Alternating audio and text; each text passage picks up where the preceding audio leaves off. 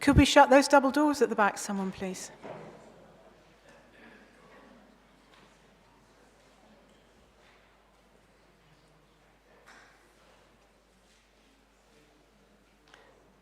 Okay.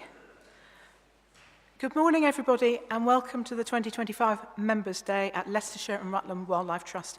And it's really a delight to see so many members here with us today, and we're also welcoming the people who are joining us to view the event online. I'm Anne Tomlinson. I'm the Chair of the Council of Trustees. Most of Council are with us today, together with many of our members of the staff team. So do take the opportunity, if you haven't already, to chat to us, ask us any questions that you might have. Do look at the presentation tables, because I think they're really brilliant. And you'll get a bit more idea about the detail of the work that we're doing. I also like to thank the members of the Loughborough Trinity Methodist Church for hosting our event here today. It's a beautiful venue with amazing technological facilities, and I think with such a welcoming atmosphere. We've got volunteers from the congregation with us today helping out, and I extend my thanks and the thanks of all council to all of them. So a little bit of housekeeping before we start. I'm sure you've already discovered the toilets are outside through the double door on the left as you go back out. There are also some on the first floor, which you will discover later on.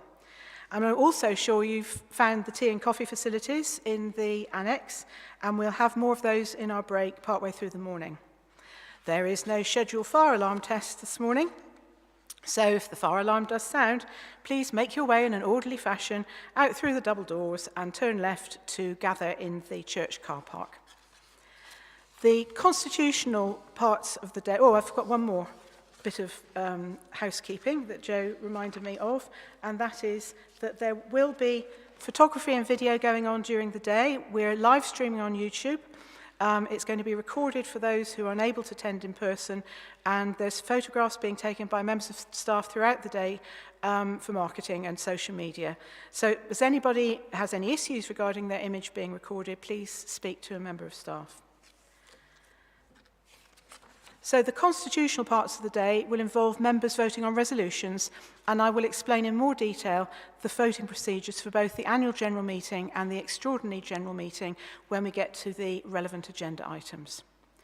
So as they say in show business, we have a packed programme for you today. And to start everything off, I'd like to give a warm welcome to our colleague from the Royal Society of Wildlife Trusts, Dr. Rob Stoneman, who's the Director of Landscape Recovery for the Wildlife Trusts. Rob has had an amazingly varied career in conservation, at the cutting edge of rewilding programmes here and in Europe, and he's a local boy. So without further ado, I will hand over now to Rob for his keynote speech for this Members' Day. There we go. You wander over there.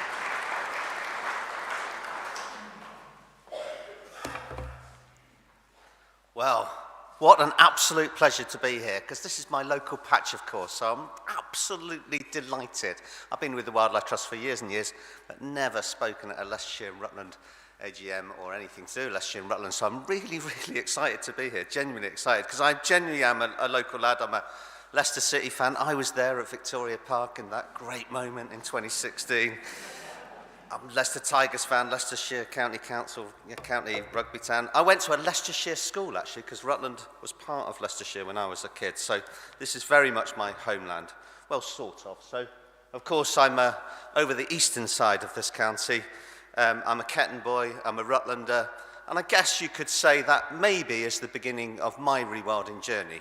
Or maybe it was here, actually, because I was born, actually, in Malawi, would you believe? So on the shores of Lake Malawi, my parents were teaching out there, and although they came from London and Bradford, which are not the most wildlife-rich places on earth, they got to love nature. I mean, who couldn't on the shores of Lake Malawi with seagulls, fish eagles flying around, amazing endemic fish in the lake. And there, me and Joe actually had the opportunity to go back there a few years ago, and it's a gorgeous, gorgeous place. Or maybe the start of my rewilding journey was maybe not quite so pleasant, Corby Steelworks, because actually I spent the first 10 years of my life in Corby. What a weird place. Scottish in those days, sort of Scottish anyway. But actually behind my house was Kingswood, a nature reserve, a fantastic piece of Rockingham Forest, Hazelwood in the middle of Corby, right by the town centre. I'd walk across it to the swimming pool. There was the Ibrook Reservoir in Rutland just over the border. There was even talk of a much, much bigger reservoir at that time, at a place I'd never heard of called Empingham. When I grew up, actually, my formative years, as I moved to Ketton when I was about 10 years old, another industrial town actually, Ketco on the side of Ketton village, and if the wind blew from the east, you would get the Ketco dust on the windows and so on.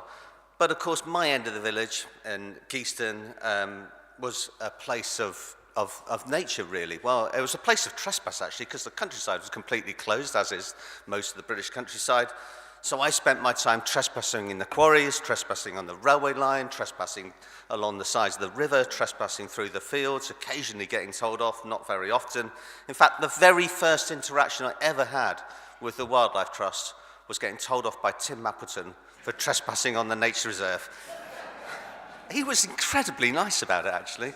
I decided to walk around the reservoir for some reason. This was in the days, when the very early nature reserve days. And I got told off by the warden, and actually instead of like chucking me off the nature reserve, he showed me the way through the nature reserve to get to the other side, which was jolly nice of him.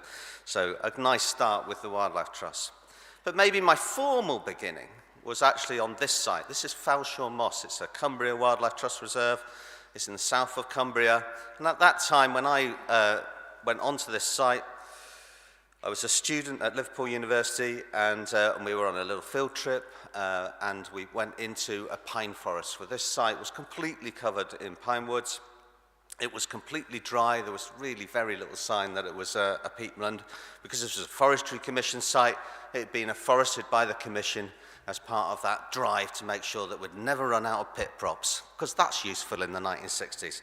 But anyway, and we actually popped a core into this bog, and we pushed the core down, and it went down, and it went down, and it went down, 10 meters down, and we pulled the peat out, and at the base of that peat, we're pulling out peat that was 8,000, maybe 10,000 years old. I was kind of hooked, if I was honest, and that led to a dissertation looking at soot spheres in peat, a bit niche, and a PhD in peatlands, looking at fragments of semi-fossilized sphagnum remains, also a bit niche, but I'm sure it was very interesting stuff. Actually, it really was quite interesting stuff, because look at this one. This is a core. This is from the base of Bolton Fell Moss. So this is another peat bog, a raised bog, a so-called raised bog, a dome of peat on the landscape. This is just south of Hadrian's Wall, just south of Hadrian's Wall.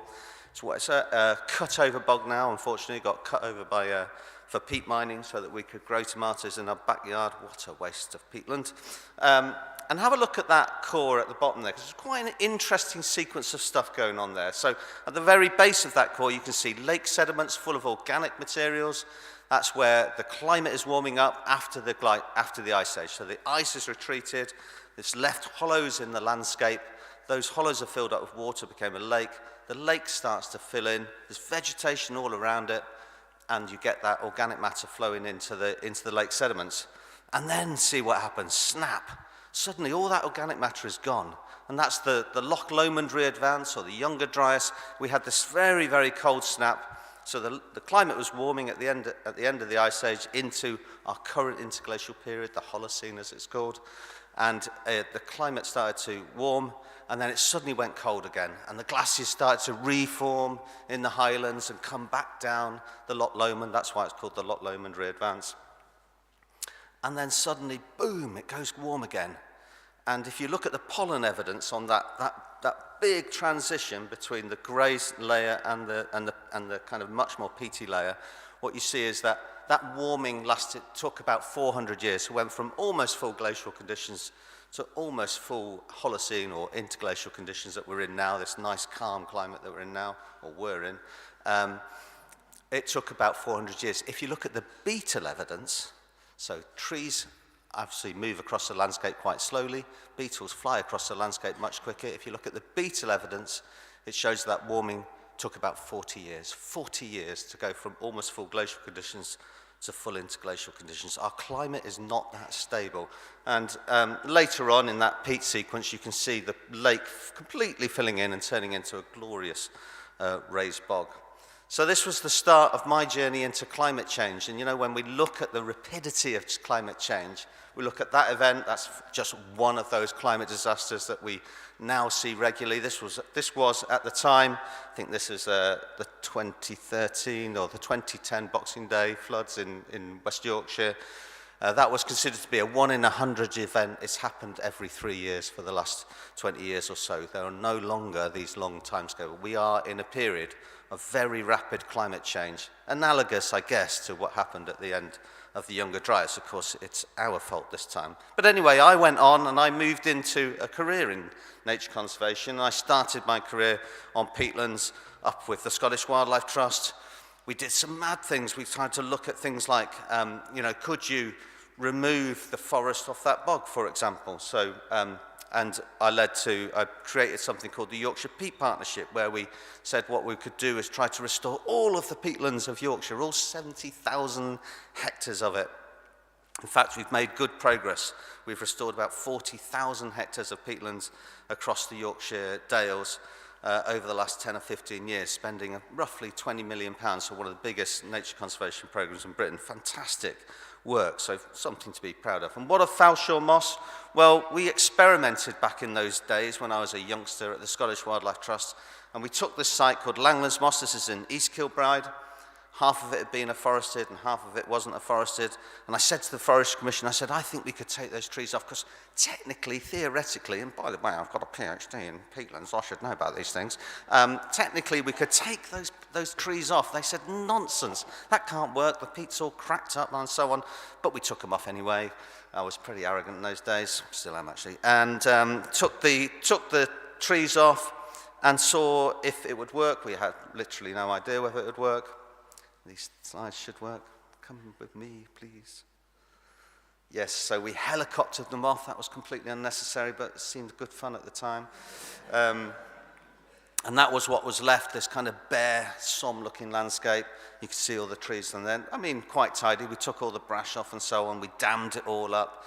And then 10 years later, you can see the impact of that. It starts to return to a raised bog. So unbelievably, I was kind of right on this. And that, of course, led to us being able to do forest to bog restorations across the rest of the country. So Langlands Moss was tiny. Falshore Moss, that very first site that I went on, is huge. And the Cumbria Wildlife Trust took all the trees off there. It now has ospreys on there. And look at the return of sphagnum. So that's natural processes coming back to it. Peat accumulation, restarting, sucking that carbon back out of the atmosphere. A natural process. And I didn't realize it at the time, back when I first started on this peatland journey, but actually the picture of peatlands was quite important. There was a little paper that came out in 1992 by a guy that I worked with at Scottish Natural Heritage called Philip Immerzi. I always thought he was a bit weird because he listened to Radio 3. I was into the Manchester scene at the time, but anyway. But actually a very cultured, very intelligent guy, and he wrote this small paper about the climate implications of peatlands, showing that actually peatlands across the planet held twice as much carbon in the peatland stock than in all of the atmosphere, or twice as much carbon as all the forests. So peatlands that cover only 3% of the global land surface hold twice as much carbon as the forests that cover 20% of the global land surface. In a way that's obvious, because you can't walk through a peatland, but you can walk through a forest. It's mostly fresh air. So if you wanted to start to restore that climate balance, restore that climate system, peatlands are a pretty important part of the picture. In fact, because we've damaged 50% of our peatlands across the planet, they release carbon into the atmosphere rather than suck it back out again. So it's a low-hanging fruit, a very cheap way, a carbon capture and sequestration system, very cheap way of doing carbon capture and storage. Later on, I switched to Sheffield Wildlife Trust, Chief Executive of Sheffield Wildlife Trust. What a completely and utterly different from the peatlands of Scotland to the urban estates of Sheffield, and looked at how we could use natural solutions to start to address some of those issues of urban deprivation. Could we make places a pleasant place to live just by having green space in there? Actually, since then, there's been a whole load of research that shows that green space is genuinely good for you. It helps you resolve issues of mental health, makes you fitter, makes you happier, and so on. But at the time, just thought it was part of an ecological network. That actually we had a strategy at the Sheffield Wildlife Trust where we said what we needed to do was connect all this stuff, all these green spaces together. Sheffield's got a lot of green space. Connect them all together into a network that would allow wildlife to move through the cities. We had this idea that ecological networks were really important, and that actually if we could bring those ecological networks into the heart of deprived areas, not only would that be good for urban wildlife, foxes and badgers and finches and dragonflies and frogs and toads and newts and all the things that we've lost in the rural countryside that I grew up in. That would be really important, but actually it would turn an urban hellhole, and my God, the Manor and Castle estates on the east side of Sheffield were pretty awful. Could turn that, normalise them back into reasonable places to live.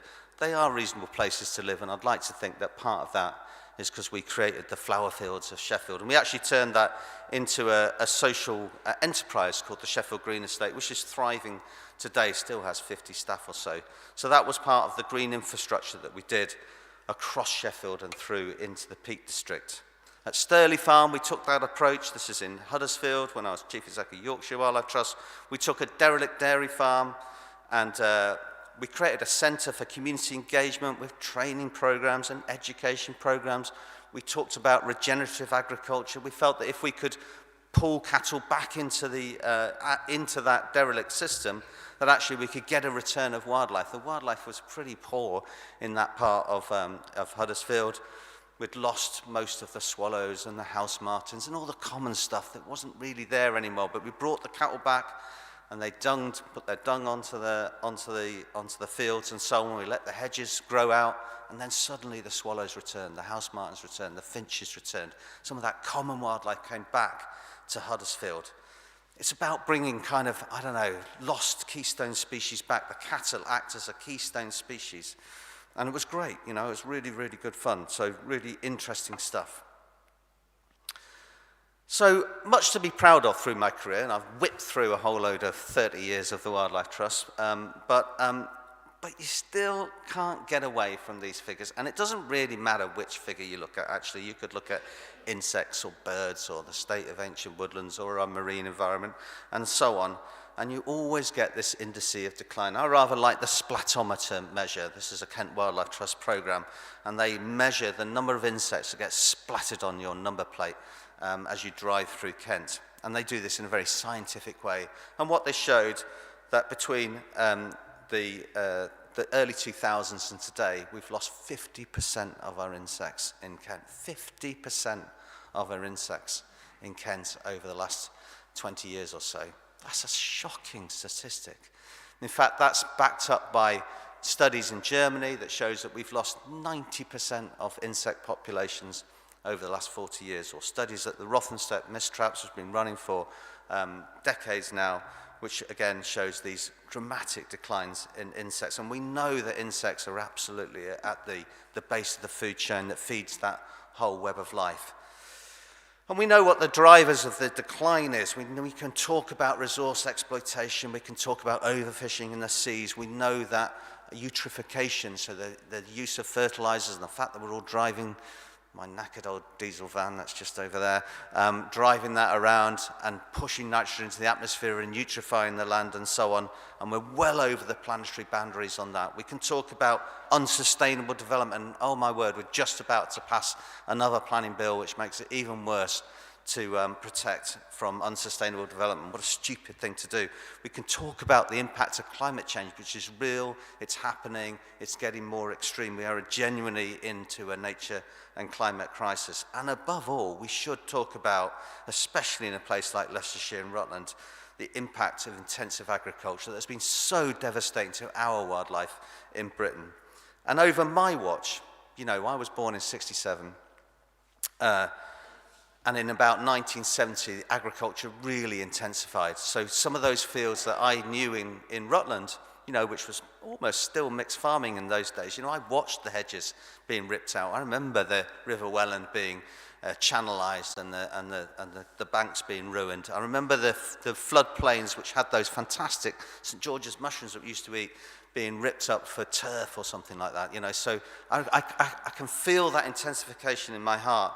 and I could remember what was once common wildlife becoming rare, and it happens all over Britain. And of course, what we can't prove is the counterfactual. How much worse would it be without the Wildlife Trust or the RSPB or the Woodland Trust?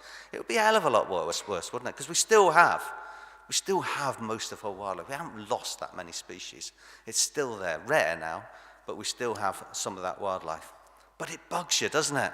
You spend the whole of your career in nature conservation, and all you see is decline. You do sometimes wonder, have we got it quite right? And actually, I was chatting to a field officer at the Yorkshire Wildlife Trust, great friend of mine, and he was talking about what he'd been up to that summer, been working really hard, weed wiping in a wildlife trust. I mean, what's that about?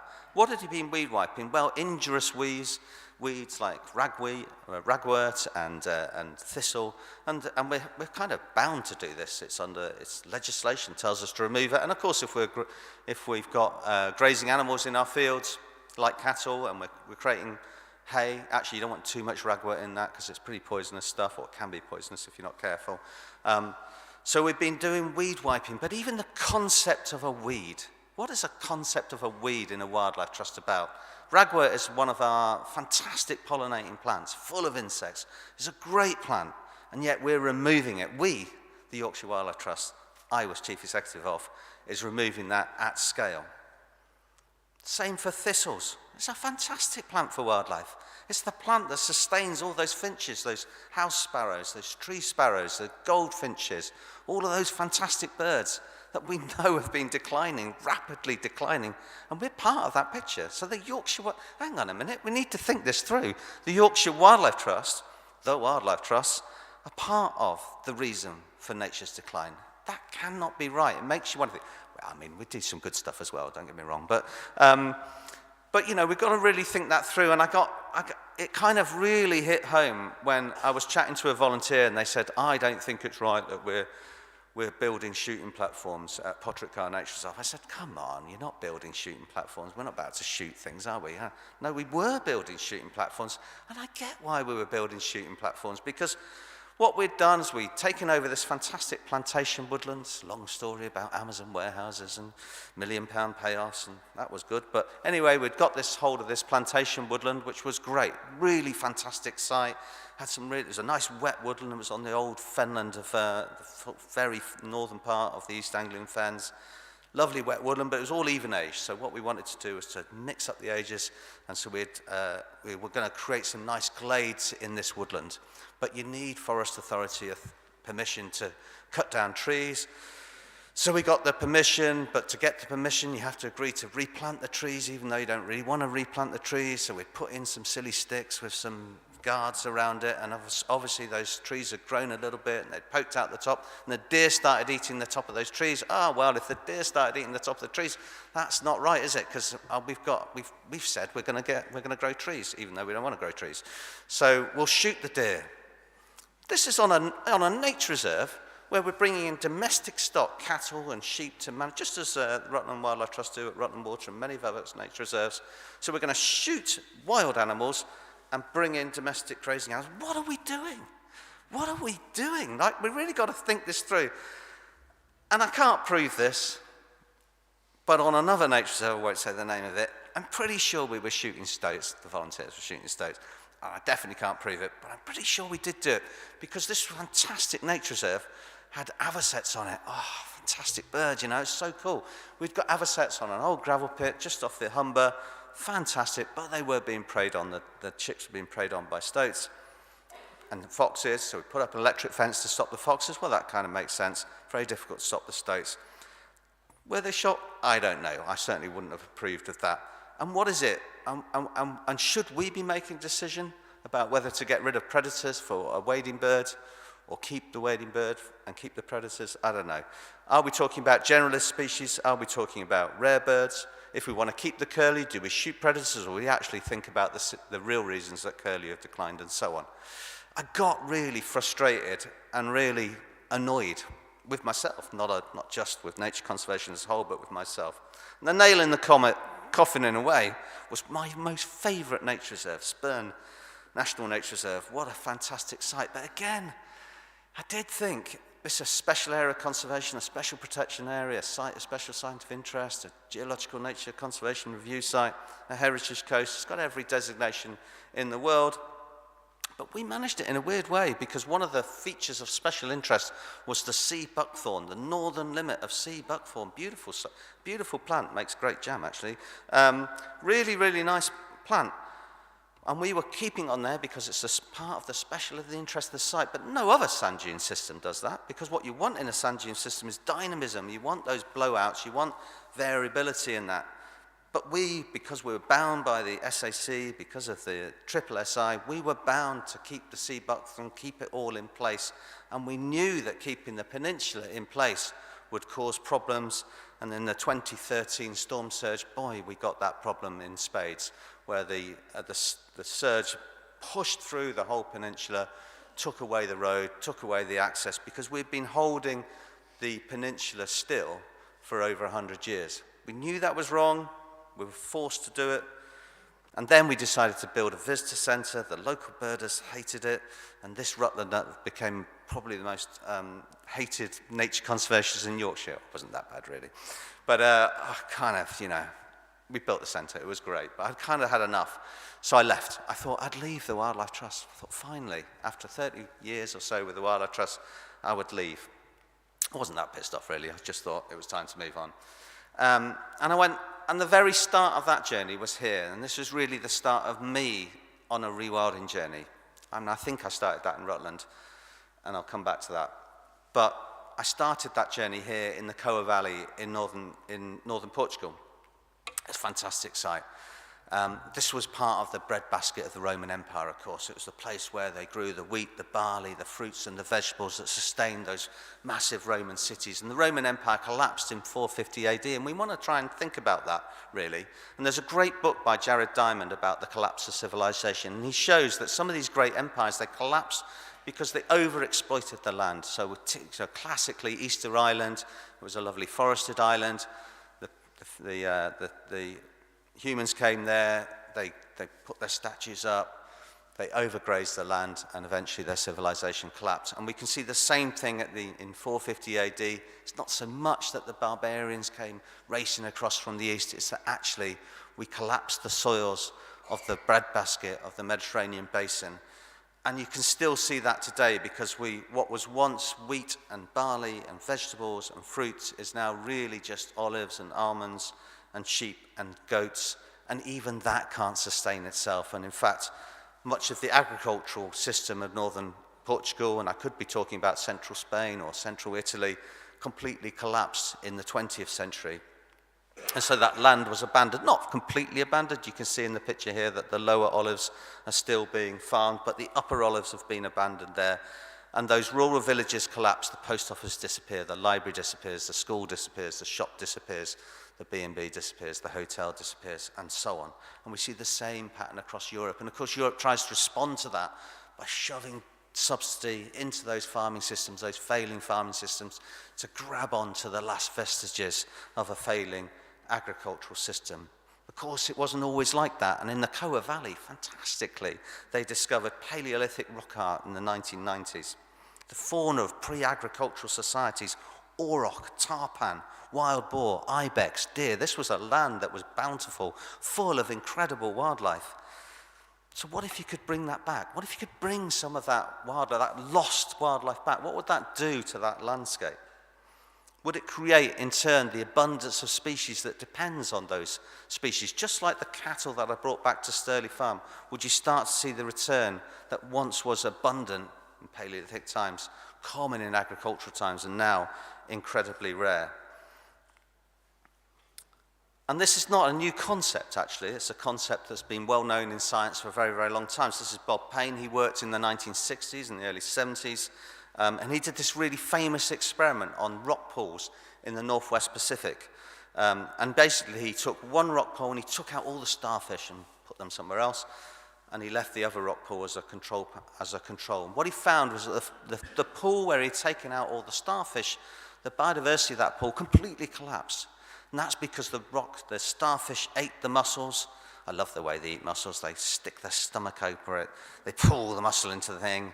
and then dissolve it inside and then spit the bits of shell out.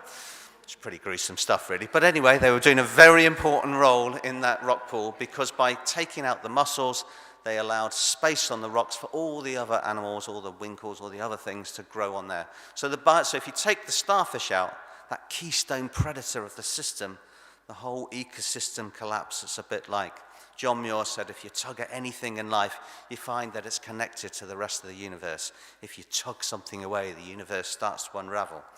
And we saw this same thing in a famous book called The Serengeti Rules that was turned into a documentary. It came out in 2016.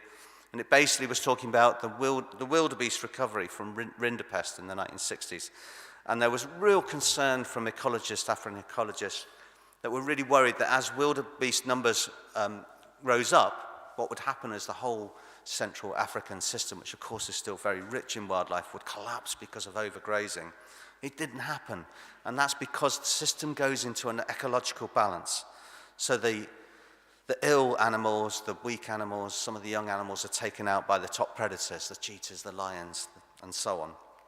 But actually the biggest balance in the system is the pattern of drought and rain, which has always been there. And actually the wildebeest numbers eventually settle out. And what happens is you get some parts of the system being kind of overgrazed and other parts of the system being undergrazed. So forests will build in one part of the system, the elephants come through, clear the forest, allows the wildebeest in. It creates diversity, it creates variety, it creates wildlife abundance, and that's the sort of thing that you still see on the plains of the Serengeti.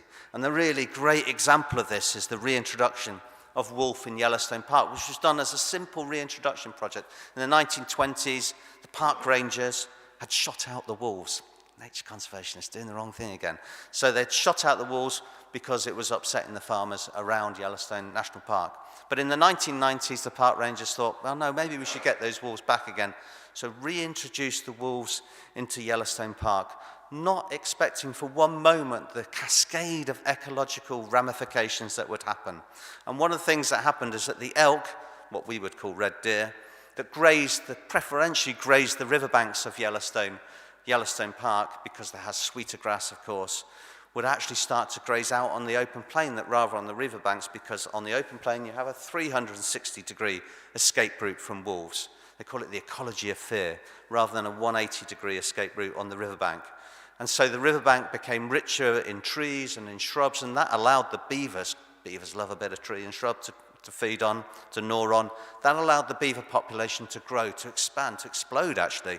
And suddenly there were beaver dams all up the rivers, and that meant there were more fish in the rivers because it speeded up the flow between the beaver dams, which meant there was more spawning ground, and you had the nice beaver dams, beaver lakes for the fish to rest in. So fish numbers increased. That meant bear numbers increased because the bears come up, as you know, they'll come up into Yellowstone National Park, and they feed on the salmon at a particularly crucial time of year, just before they go into hibernation, and they're feeding on that abundant nutrients. They're taking effectively, because those fish aren't feeding in fresh waters, they've fed out at sea, they've come up to spawn, so effectively feeding on marine nutrients, they're taken out of the sea, they're feeding on those marine nutrients, they're going into the woods and defecating and moving those nutrients from the sea and into the forest, and that meant that the forest started to change, and you've got this cascade of trophic effects, a trophic cascade, I love that word, a trophic cascade of effects because of the simple reintroduction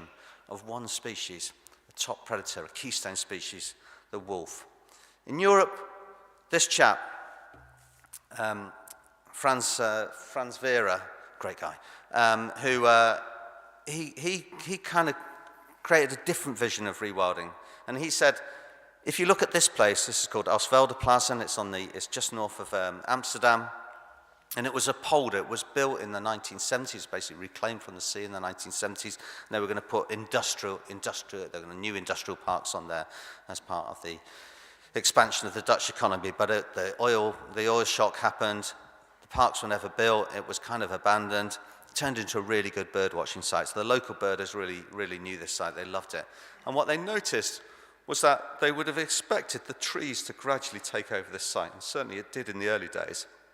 But the geese, there were so many geese coming down onto this site they were grazing out those forests. So geese are big grazers. They were grazing out the forest and keeping that succession back. And Franz came up with he wrote a PhD about this, wrote a book basically saying that actually the forest that we had envisaged, where a red squirrel could hop its way from Calais all the way to the Russian border, and at that point, no. So, you know, that forest probably never existed. That actually there were big grazing animals and geese in that forest, aurochs and tarpan, and keeping that forest open. And that kind of makes sense because half of our terrestrial wildlife on land, is wildlife of open land, not of forested land. It's wildlife of open land. So why did that co-evolve in Europe? So it kind of makes sense. And unfortunately, and so actually what Franz did is he created a grand experiment at Oswaldeplatz, and he brought back the aurochs. Well, they're extinct, so he brought back something equivalent to the aurochs. He brought back the tarpan. They're also extinct. So he brought back conic ponies in that case, again as a proxy. He brought back red deer into that landscape. And he said that what would happen is that landscape would start to evolve in exactly the same way as the Serengeti evolved with the wildebeest, the Serengeti rules, the Oswaldeplatz rules. The only problem is if you've got a commuter line on the edge of Amsterdam and you're watching ponies and cattle starve, just as Franz expected, as the population expands and there's not enough grass, if you're watching them starve, it's not that pleasant. So the experiment was brought to an end, and they now cull the animals there. So in effect, you're taking the place of the top predators to keep that population down.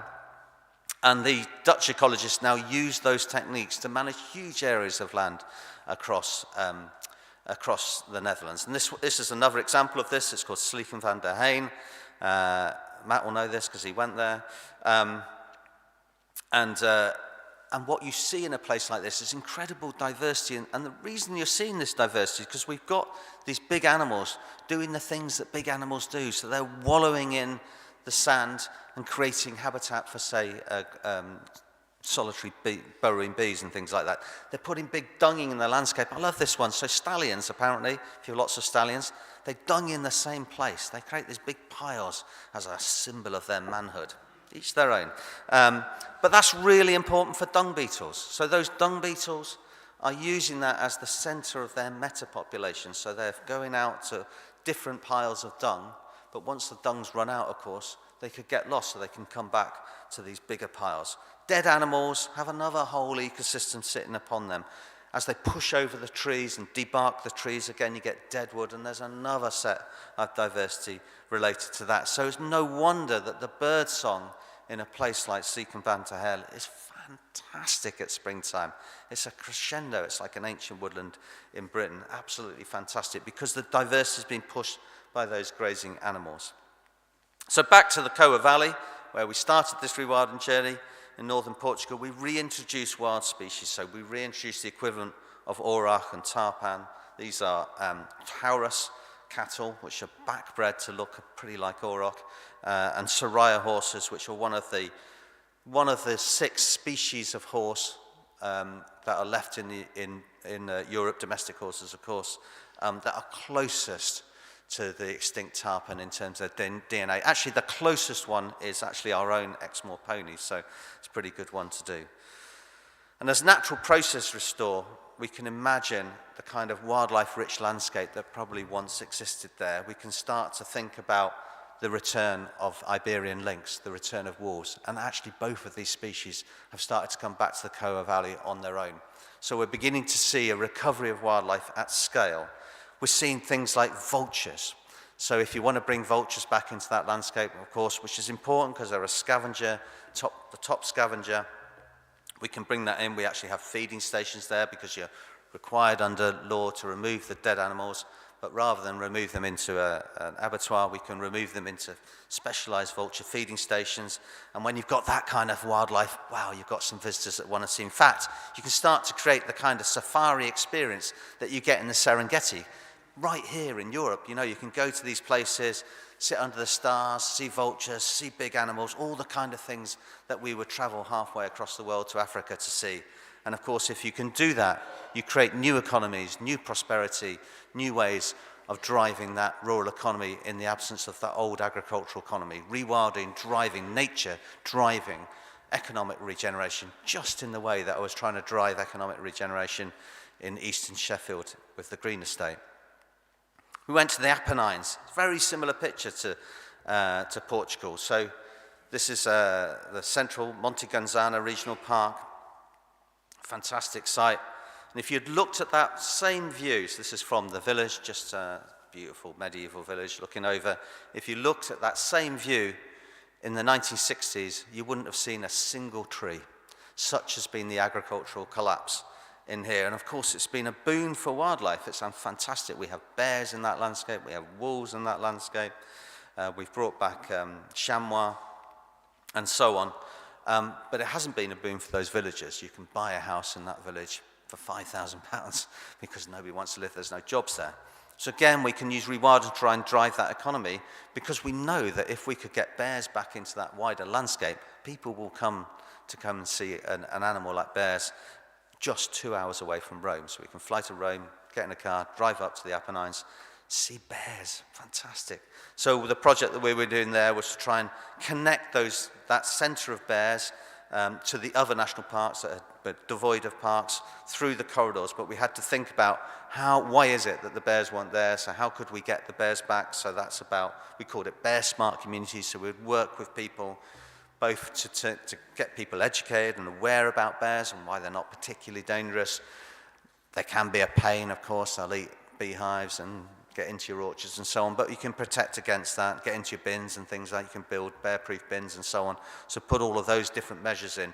But much, much more importantly is create the opportunities that bears bring into your landscape, those economic opportunities, a place to be proud of. You live in a village where actually there's one of Europe's rarest mammals, bears in your environment. You should be proud of that, and that builds that pride and prosperity back into these collapsed communities.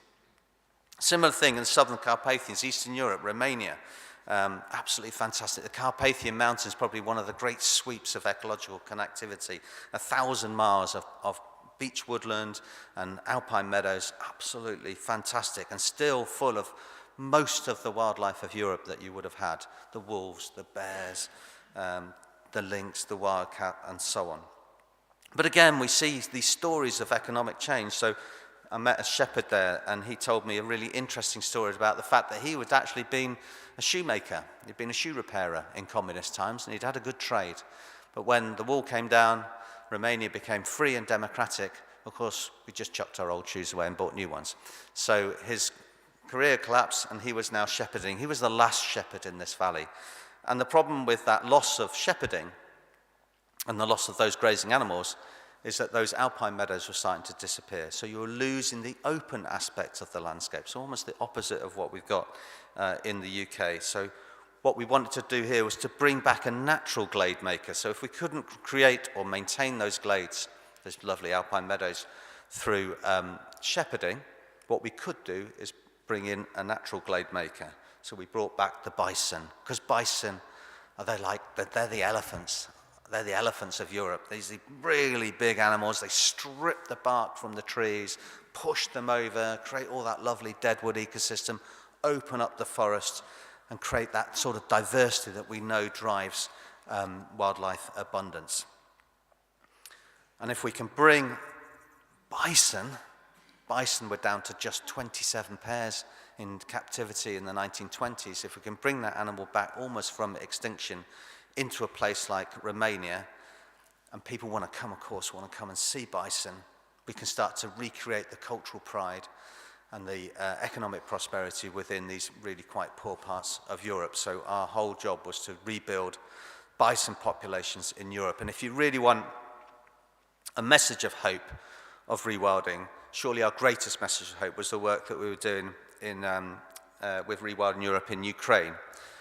And actually on the eve of the invasion, my friend Mika was talking to us about the work of Rewilding Europe, to the Wildlife Trust actually, about the work of Rewilding Europe. I didn't realise he had his car packed, ready to escape if the Russians invaded. He did escape, he now lives in Holland. But the work of Rewilding Ukraine continues. And so these farms on the Danube Delta were communist collective farms. They were abandoned at the end of communism. And so agriculture completely collapsed. But by bringing back these wild animals, or proxies for wild animals, like conic ponies, water buffalo and things like that, what Rewilding Ukraine has started to do is to recreate things like tourism, fishing, of course. That's all creates the old fishing communities, making salt, small-scale agriculture. So the return of lost species is restoring prosperity to the Danube Delta. And of course, in the midst of war, this is absolutely fundamental, because these are the things that people hang on to. This is the hope that's required to rebuild Ukraine when eventually the war stops, if it ever stops. Now, I've been talking a lot about rewilding and various aspects of rewilding. Actually, it is a science. There is a science behind this, and the science can be best expressed in this paper that came out in 2019 in a journal called Science. And it talks about three axes that are really important.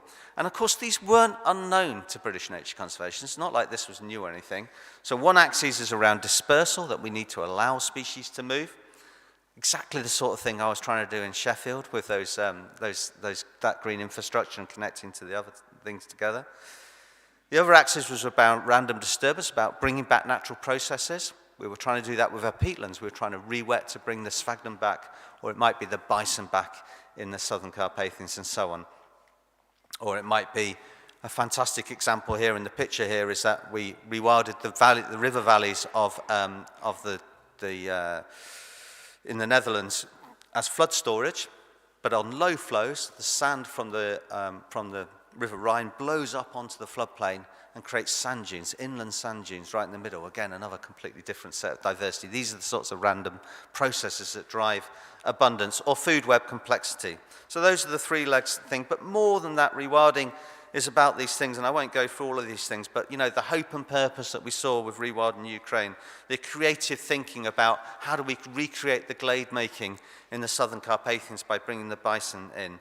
How do we create those nature-based economies in, for example, the Apennines or the Coa? How do we let nature lead ecosystem restoration in the Coa Valley and so on? So these principles of rewilding are just as important as the science behind it. And what does that mean for us when we're up against our challenge? So we signed the Global Biodiversity Framework at the Montreal Agreement in 2015. That's part of the Convention of Biological Diversity. It came out in 1992, all those years ago in Rio, and we talk about 30% of our land being protected and restored for wildlife, 30%. In England, we think about 3.8% of our land is protected and restored for wildlife, and that will be a lot worse here in Leicestershire and Rutland, I'm afraid. And that's because we never abandoned our agricultural land. Our agricultural land is still productive. But much of our agricultural land is actually pretty marginal, not here in Leicestershire and Rutland so much, but if we go to the west or into the north or into the uplands, we find that some of our agricultural land is really very, very marginal. In fact, the Dimbleby Food Report, so it's not me, said 20% of land produces just 3% of its calories. So the Dimbleby suggested that we should not farm that land, we should protect it for nature and climate and so on. In Wales, the picture's even more interesting. So 92% of Wales agricultural land is less favoured area. And for those farmers, 90% of their income comes from the state.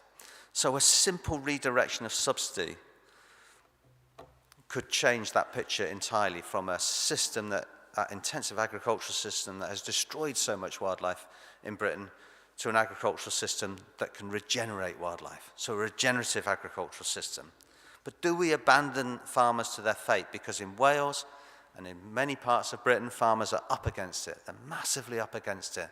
Climate change, changing subsidy systems, changing trading systems. So do abandon that to their fate? Well, no, I don't think we do. We need to start thinking back to those rewilding principles. Think about the natural processes that can help us solve some of those intractable problems. We know that flooding is getting worse and worse and worse, but we can restore wildlife to restore those flooding systems. So we can create those leaky dams, we can bring back the beavers, we can store water upstream, we can protect our communities from flooding, not through expensive hard engineering, but through natural solutions, and we know those work if we can do it at scale. And can we do it at scale? Well, let's think about one of our great lost ecosystems, temperate rainforests. People don't realise that we have rainforests here in the UK, the green on green of these Western Atlantic woodlands, these temperate rainforests. And you can see where they once were, full of amazing wildlife, with all these wood warblers, pied flycatchers, all these fantastic lichens. In fact, Britain has the highest diversity of lower plant flora in Europe because of these temperate rainforest systems, although there's not much left. And we know where they were. You can see the evidence of those rainforests in the landscape, those so-called ghost woodlands, the bracken beds, the bluebell beds. These were once rainforest systems.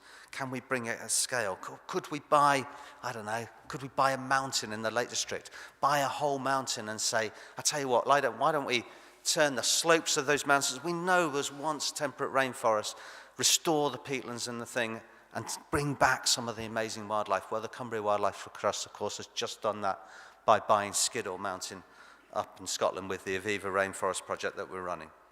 We bought Bryn Ifan Mountain in northern Wales. It's very interesting what we're doing there, because we bought that through a program that we're running with Aviva, essentially providing voluntary carbon credits. So we're using green finance to finance the purchase of that site. But the local farmer, he still lives in the farmhouse. He's got a camping site, so he's running a nature tourism program. Another farmer next door is using Bryn Ifan to expand his agricultural operation. He's growing food for food boxes and beef that's going to do, and so on. And then, of course, the farm's still getting agri-environment support for some of those rare habitats and species. So we see a different type of economy emerging, even in the heart of Wales. So yes, we could cling on to the vestiges of sheep farming, a failing agricultural economy, or we could use rewilding principles and nature recovery principles and start to think about a mixed economy of green finance, of food production, continued food production, nature tourism, and agri-environment payments.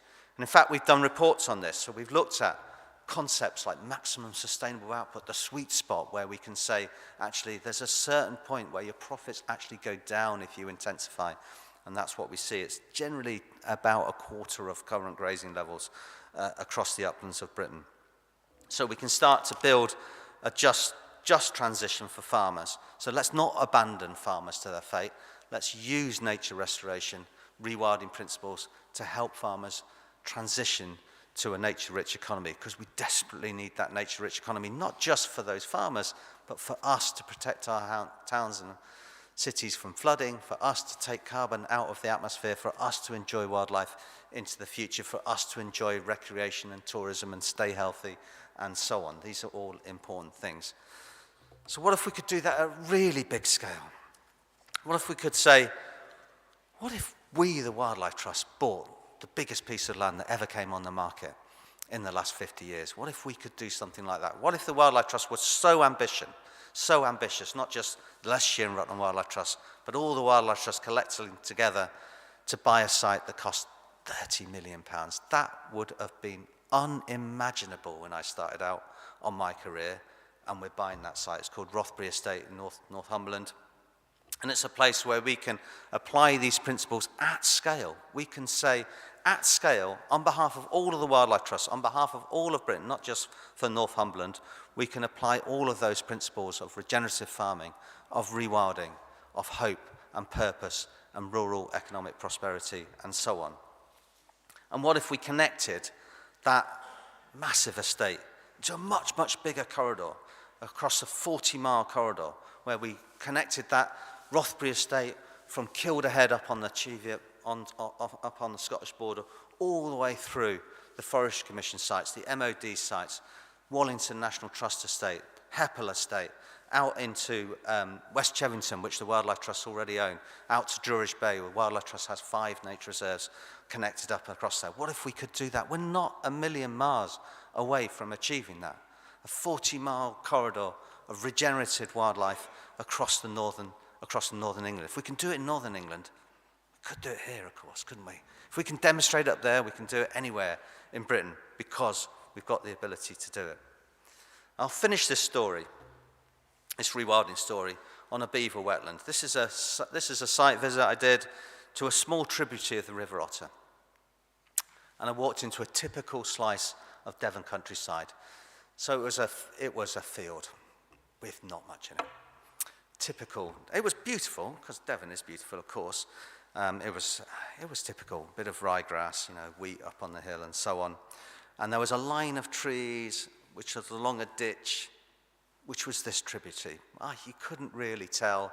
And of course, this field would have been part of the floodplain of that ditch once upon a time.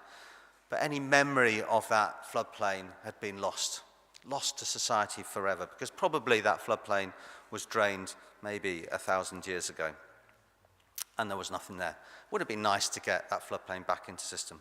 We walked around the corner, and this is what we saw. In fact, my picture is pretty poor. It doesn't really do justice to what we saw, because it was beautiful.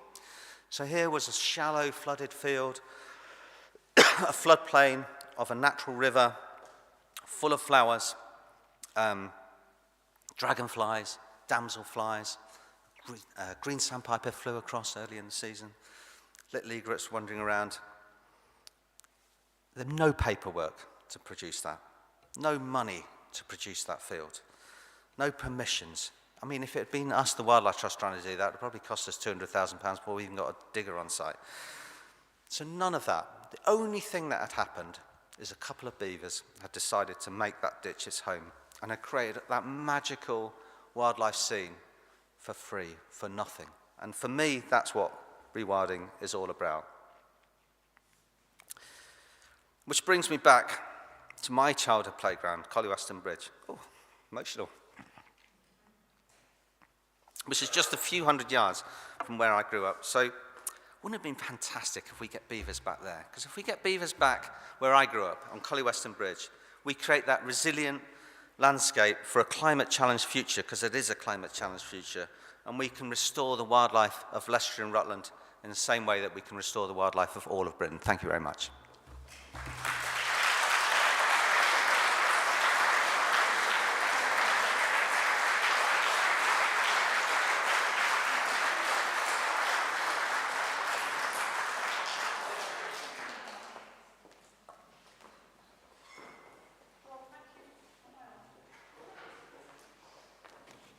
Rob, thank you for that amazing talk. It went, I don't know, a bit of a roller coaster, really. It was questioning us what we're doing and why we're doing it, and then focusing us down on what we can do and why we should do it and what the benefits would be. And the benefits are clearly absolutely ginormous for us and for wildlife. I was lucky enough to go on the trip that went to Slicken-van-der-Heijn a couple of years ago.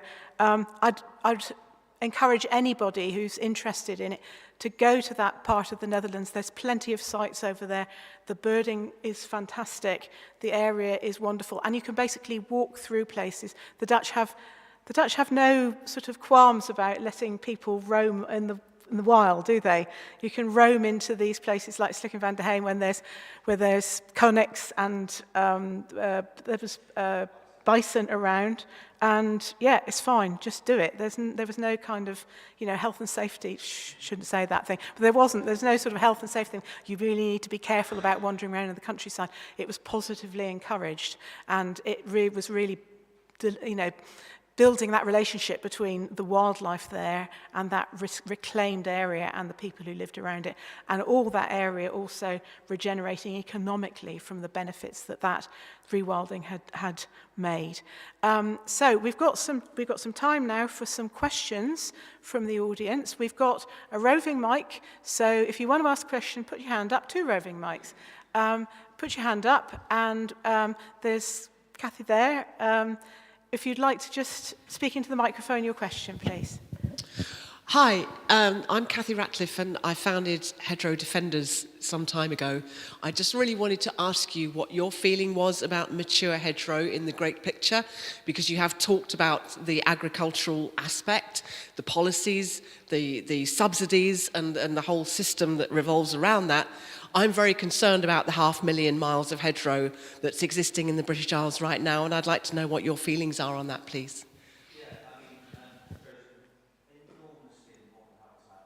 I think the loss of hedgerows has been a big driver of wildlife decline across the country. And I picked up on my childhood. I watched those hedgerows being, taken out of Rutland, and they were taken out through our subsidy, taxpayer subsidy, and we're paying farmers to do that. So I'm not going to blame any individual farmers for doing that, but we're paying it out. I mean, two things strikes me about hedgerows. One is we need to help farmers understand that tidy hedgerows is not a sign of good farming. Actually, we need to, it's ridiculous that we cut hedgerows every year. You know, they should be cut every 3 to 5 years, really, at the very least.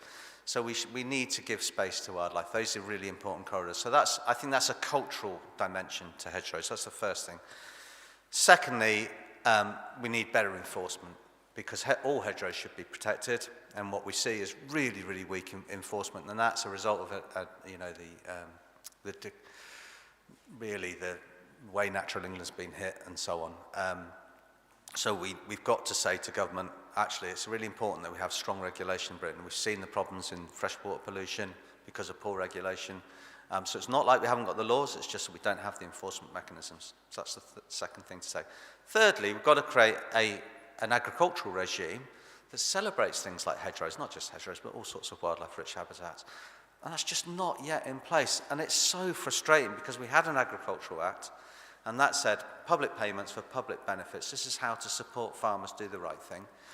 That's in place. It's so misapplied. It's so frustrating. So we in the Wildlife Trust will absolutely continue to advocate for a better way to support farmers to look after their hedgerows and other wildlife-rich habitats, because it's not fair that we're using those subsidies in a way that is incoherent, inconsistent, poorly applied, unregulated.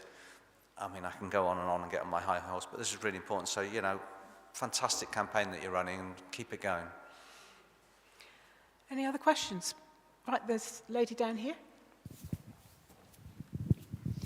Hello, so I'm Sue Richardson, and I was really intrigued at the beginning of your talk. You made reference to the politics of this, in that you talked about the latest planning legislation. And because I sit on a number of committees that have to do with wildlife and our charities, there is discussion within the membership of those groups about the appropriate role such a group should take in a public discussion about whether this is the right way forward for politics and legislation. And a lot of people would like to see the charity's role as being a neutral information provider about the pros and cons of what's being proposed, and a number would like the charity to take a more active campaigning and advocacy role on the issue. Now, for 40 years, I worked for an international development organization that's a charity, and we navigated this very, very carefully by understanding that charity legislation will protect you if you can bring your expertise to bear on the problem, to say that our experience shows us that this is the more effective approach, and this actually helps to solve the problem, or it helps the people affected by the problem. What I would like to ask is it time for us to move slightly away from protecting and encouraging wildlife to actively campaigning for it? And I'm sure you do that in a way, but more widely across our nation. Yeah, well, I think I'd completely agree. So the thing about nature conservation, we have a choice. You know, so we absolutely have a choice. We have chosen to destroy wildlife in this country. Let's not kid ourselves. We have created a fiscal and a legal environment to destroy wildlife across the country. That's the choice that we as a society have taken. I say we, of course we devolve ourselves, we're a democratic nation, we devolve ourselves those decisions to many decision makers, and it's a death by literally 1,000, maybe 1 million cuts. But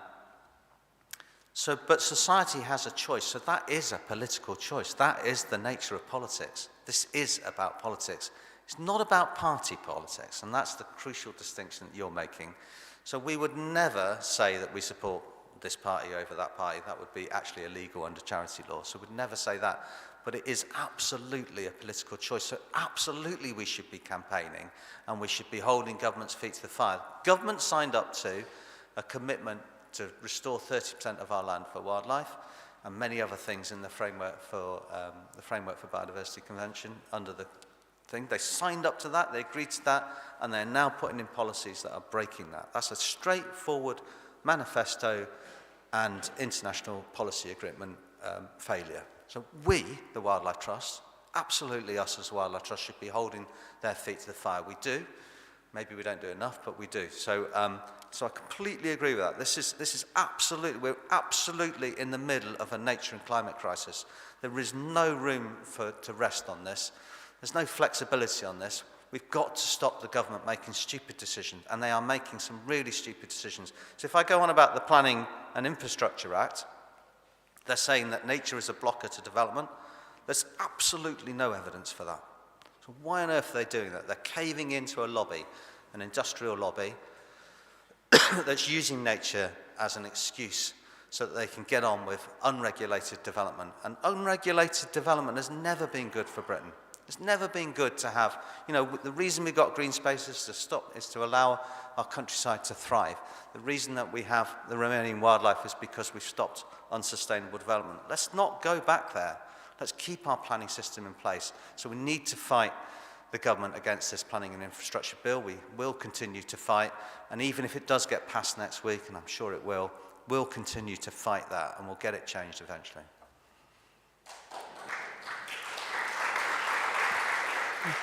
That's right. Next question to that gentleman. Could you put your hand up again? They'll see you. Thank you.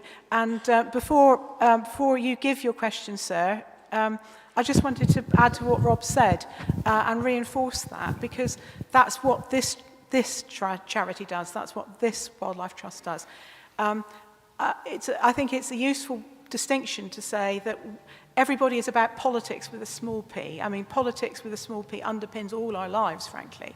We can't do politics with a big P. We can't side with one or other political party. But absolutely, it's fair game to be holding those people to account, whatever complexion of political party they are.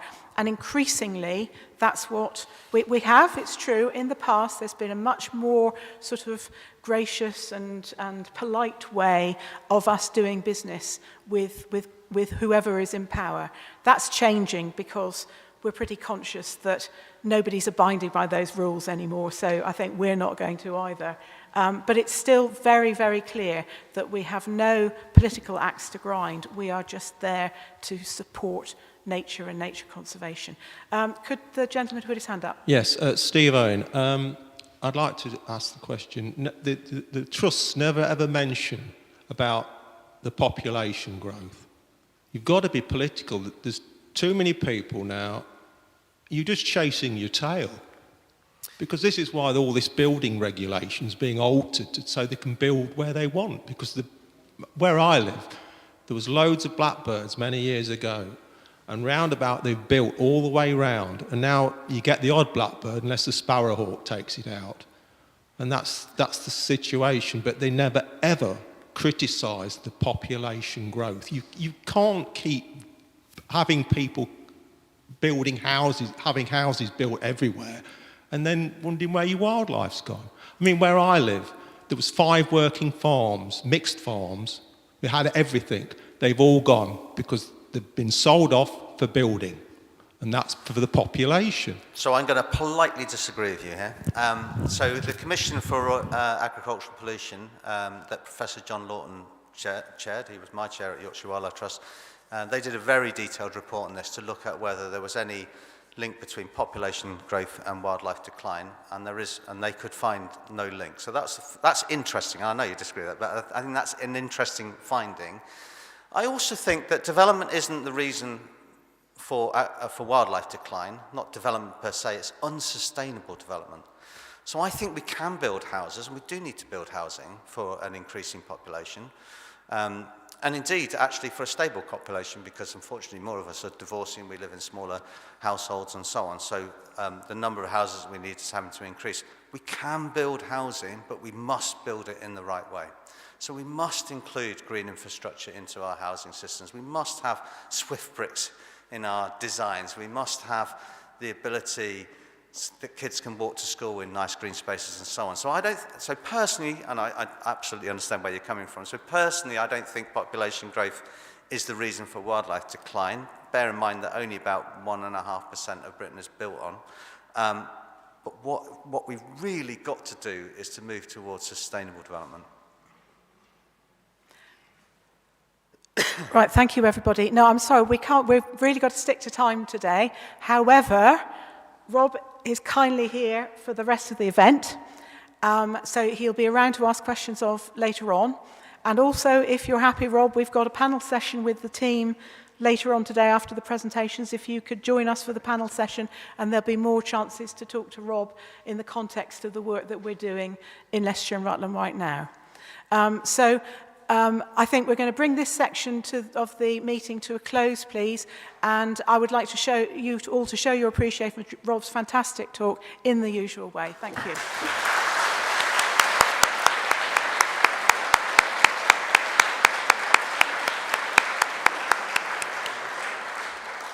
Right, we're now going to take a break of 20 minutes for you all to refresh yourselves, get some drinks. Do feel free to bring teas and coffees back to your seats, and do take the opportunity to look at the display tables around the venue. Now we're going to split the audience so that we minimise queues. So will the left-hand side here go to the annex where you got your tea and coffee to start with? Will the right-hand side please take the stairs to the first floor where there's refreshments there? And don't worry, we'll switch it around at lunchtime, so it's like changing ends. So if you find the stairs too difficult, there's a lift on the right as you go out, or if necessary, you can stay downstairs. Please aim to get back to your seats by 12 o'clock, please. Thank you.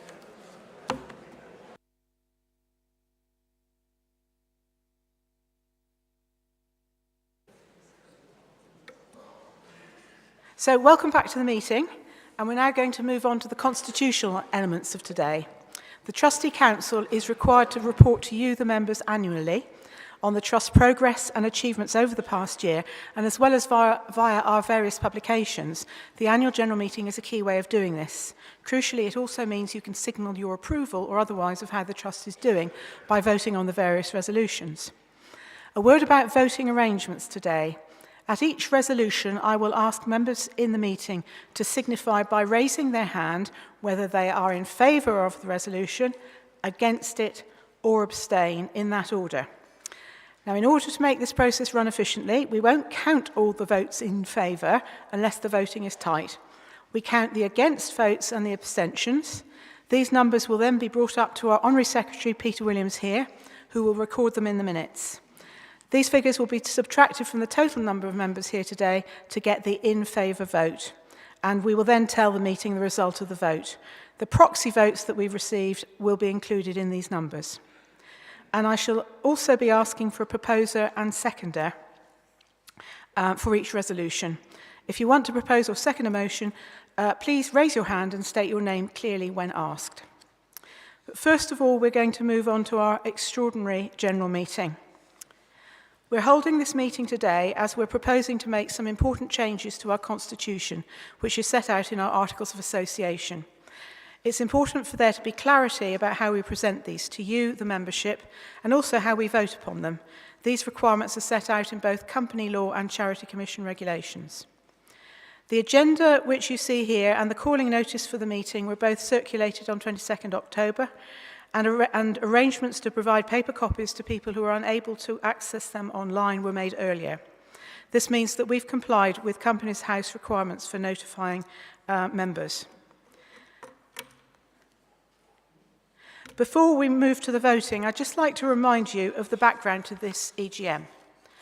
Over the past 18 months or so, we have been carrying out a comprehensive review of all of our governance procedures within the Trust. Governance is about how the organisation is run. By that I mean it's not just concerned with how Council does its business, but how we carry out our operations throughout the organisation. Good governance is when we are in full compliance with laws, regulations, all relevant guidance and current best practice. We've reviewed and updated, where necessary, all of Trust's internal procedures which relate to governance during the governance review, and Council is confident that we have a strong and stable governance structure to ensure that the Trust can move forward confidently and effectively over the coming years. The draft articles represent the final step in this process. In summary, the articles set out how the Trust conducts its internal business, what are its powers and charitable purposes, and how it relates to its members. Because of the importance of these matters, it's a legal requirement that the changes made to the articles receive the approval of the membership, and these changes are also required to be approved by special resolution, which requires a 75% majority to pass. The proposed new articles were circulated with all the AGM and EGM papers on 22nd of October, and for the avoidance of doubt, let me get hold of them. It is those articles that those articles that were on the website, and I've got here, are the articles that are being referred to in the resolutions that we will be voting on. Together with the other papers relevant to this EGM, an explanatory note was circulated on 22nd October, which sets out the reason for reviewing and updating the articles at this point. I hope you've all had a chance to read this. In order to ensure that we could deal with any questions on the proposed new articles with due care and consideration, we required any questions to be submitted by the 17th of November, that is last Monday. We have received no questions on the proposed new articles, and so no questions will be taken from the audience today. We're therefore going to move on now to take the resolutions. Special Resolution 1 relates to changes into the Objects Clause, which sets out the Trust's charitable purposes, that is, what it's allowed to do and only to do in its charitable work. This is a key clause in the Charities articles, and for that reason it's required to receive prior approval by the Charity Commission before it's actioned. We applied in May this year for that approval and received it in August. So, Special Resolution. That with effect from the conclusion of the meeting, the revised Objects Clause, which is part of the draft Articles of Association attached to this resolution, be adopted in substitution for and to the exclusion of the Objects Clause in the company's existing Articles of Association. Can I have a proposer for the... Thank you, Andrew Moffat. Could I have a seconder? If I don't need, please shout your name out loud. Could I have a seconder, please? Thank you, Bruce. So, we will now move to the voting. Could all in favour please raise their hands? Thank you. You can put them down now. All against, please raise your hands. Any abstaining, please raise your hands. 3, is that sorry, the gentleman at the back, was that a hand up? Right. Okay, thank you. Can Joe and Roxanne please bring the results up to Peter?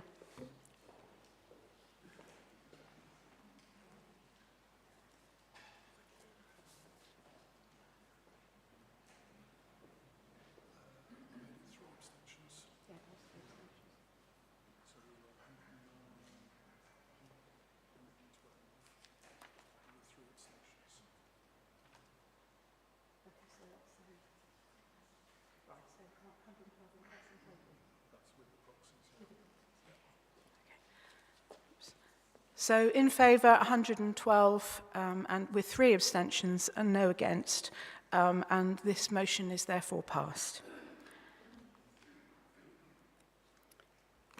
The dissolution clause is another very key part of the Constitution. It determines how, in a winding up, the assets of the charity should be distributed. This clause also requires prior Charity Commission approval, which was sought in April and obtained in August. Special resolution that with effect from the conclusion of the meeting, the revised dissolution clause, which is part of the draft Articles of Association attached to this resolution, be adopted in substitution for and to the exclusion of the dissolution clause in the company's existing Articles of Association. May I have a proposer, please? Call out your name. Helen Knott.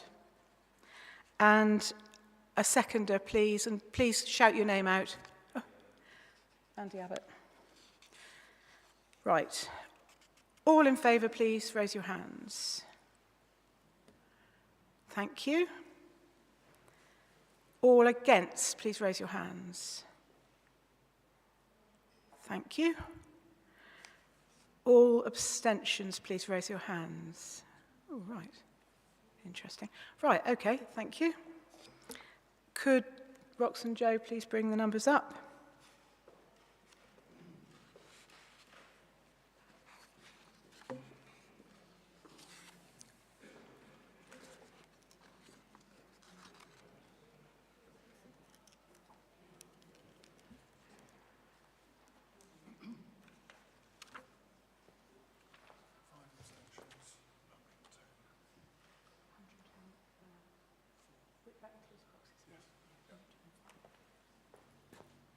So in favour 110 with 5 abstentions, the motion is carried.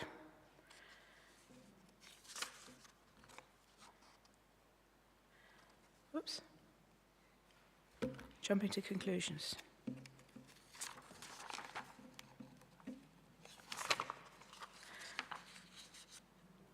The Articles of Association as a whole are now presented for members' approval. Special resolution that with effect from the conclusion of the meeting, the draft Articles of Association attached to this resolution be adopted as the Articles of Association of the company in substitution for and to the exclusion of the company's existing Articles of Association. Can I have a proposer, please? Thank you. Could I have a seconder, please? John Atherton. Right, so we will move to the voting. Could all in favour please raise their hands? Thank you. Could all against please raise their hands? Thank you. Could all abstaining please raise their hands?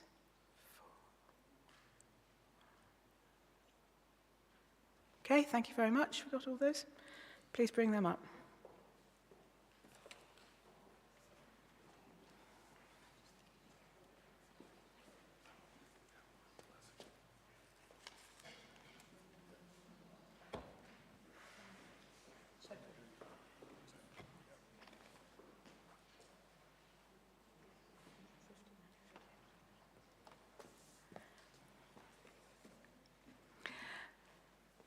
So the result is 110 for with 5 abstentions. The motion is therefore carried. Thank you for giving your approval to those resolutions. This means that from the close of this meeting, we have a new set of Articles of Association. There are various legal notifications to be made to Companies House and the Charity Commission, and these will be actioned shortly. Ensuring good governance is a continual process for a charity's governing body, and the Trust Council will continue to review with the staff team how our governance works going forward, and any further changes and improvements will be made where necessary. And that concludes the business of the Extraordinary General Meeting. So we're now moving on to the Trust's 69th Annual General Meeting.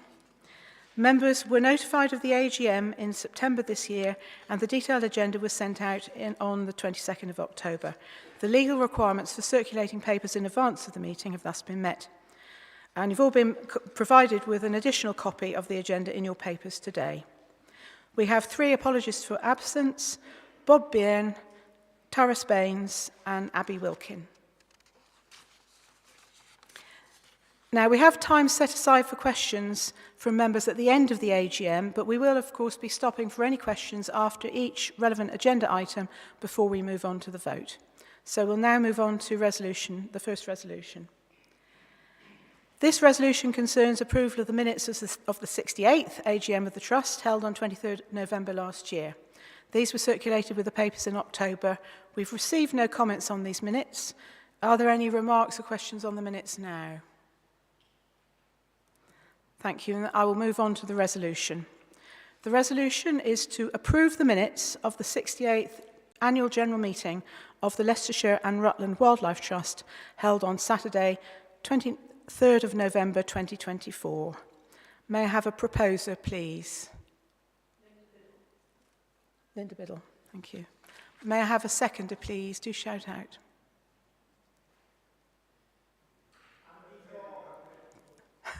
And Andy Thorpe. Little voice from the back. Right. Could all in favour please raise their hands? Thank you. All against, please raise their hands. All abstaining, please raise their hands.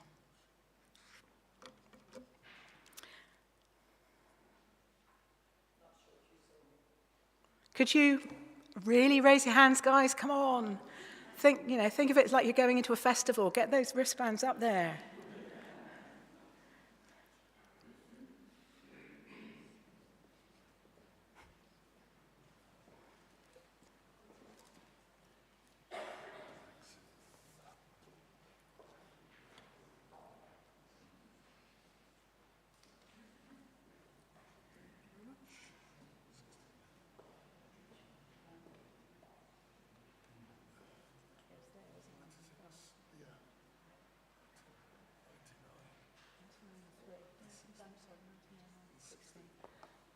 16.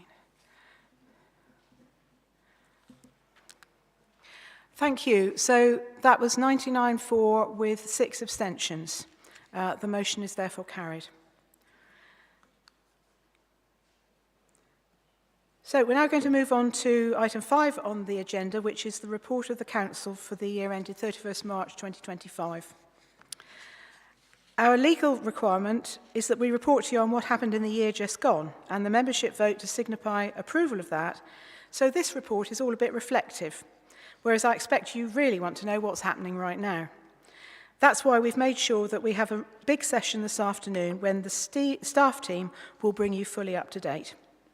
As I'm required to do by law, I'll concentrate on what happened during the year ended 31st March 2025, but with a few nods to the future.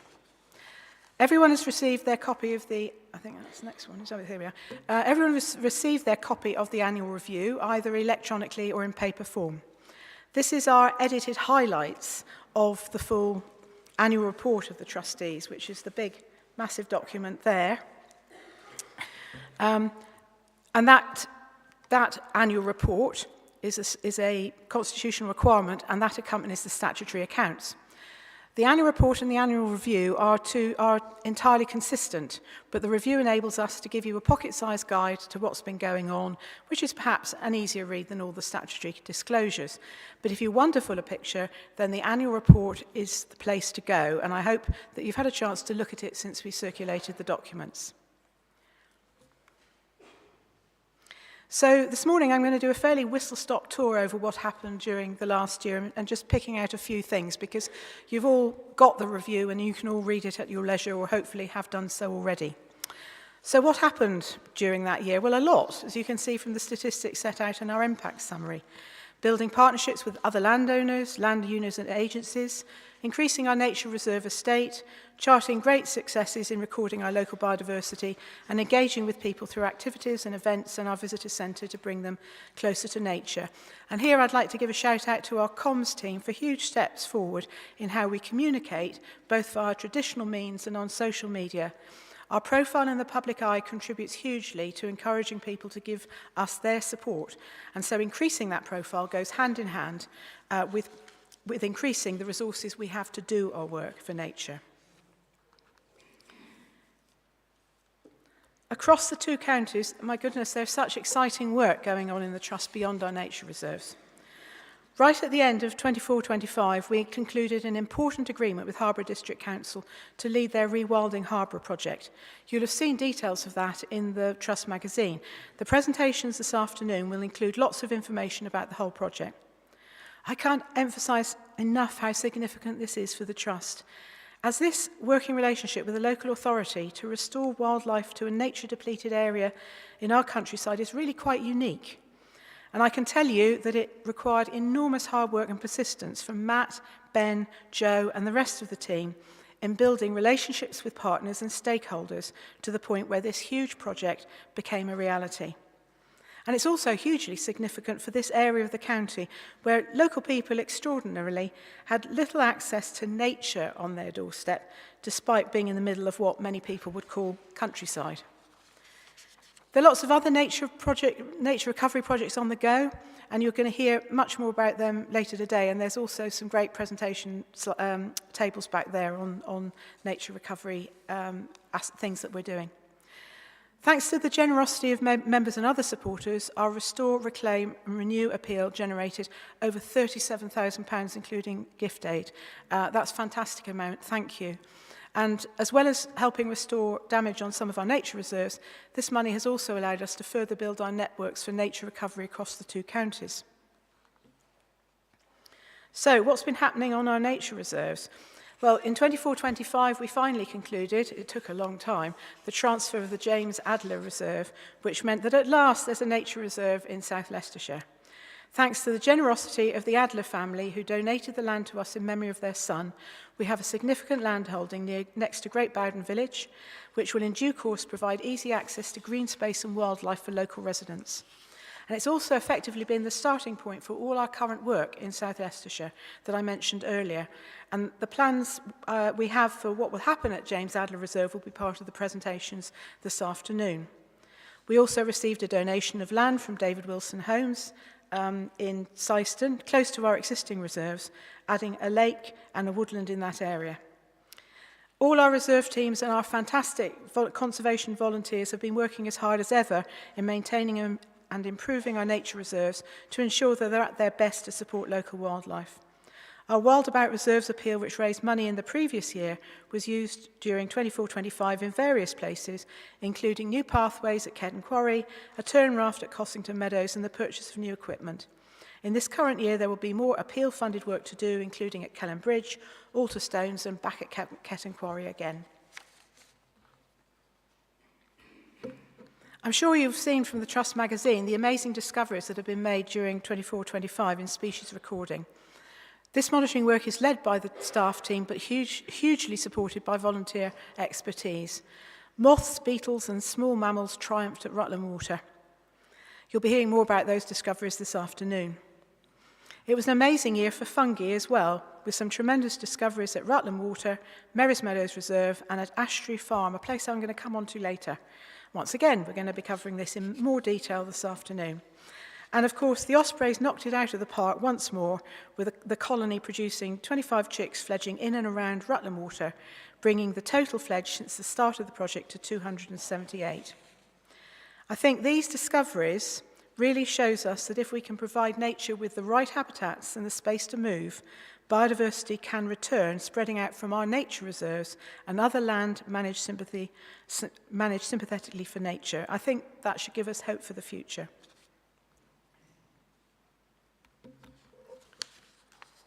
To make nature recovery really happen, we need to engage with everyone so everyone has a stake in its future.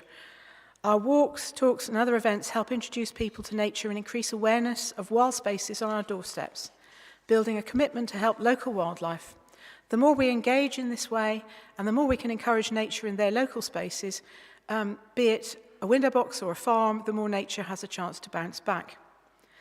A prime example of this is Ashtree Farm near Lutterworth, and we are delighted to be able to celebrate our strong relationship with the owners, the Coates family.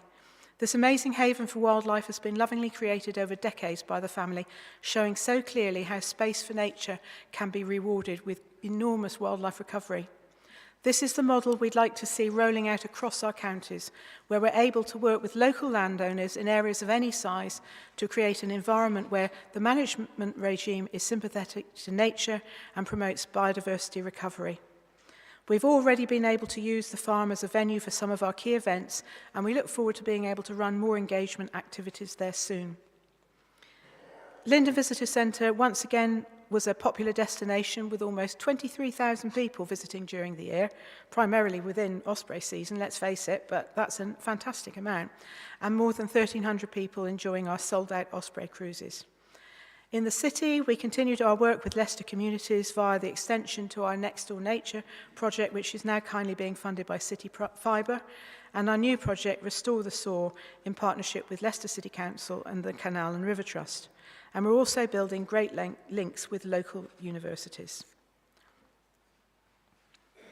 Research shows that volunteering is great for physical and mental health, but it's also a crucial part of the effort that we can bring to our work in restoring nature. We've got a community of over 700 volunteers working with the staff team, and those volunteers, between them, have given us over 24,000 hours across all of Trust's work. All skills are welcome. If you've never volunteered before and fancy it, have a word with Paige, our volunteer coordinator, in the break. She's got a great display table in the annex. We have need for all sorts of skills. Our volunteers are amazingly committed. During the year, we saw the 50th anniversary of the Holwell Reserves Conservation Volunteers, who do significant work at the Holwell Reserves Complex. And we also celebrated a Star Volunteer's 50 years as a volunteer at Rutland Water and the Eastern Reserves. Dave Needham, who you saw in the picture earlier, digging holes for trees at Holwell. Dave, I think you're watching online now, so thank you again for all your commitment. You're an inspiration. So a quick look at the year we're in right now, but you'll hear a lot more about it this afternoon. We've done more strengthening work on our internal systems, which has built a strong modern trust for the future. We're excited to see the return of dormice and we will be looking forward to seeing how that project develops. We will be celebrating 3 anniversaries in 2026, 30 years of the Osprey project, 50 years of Rutland Water and the nature reserve there, and 70 years since the Trust was first formed. There are going to be plenty of ways to celebrate those birthdays in 2026. Excuse me.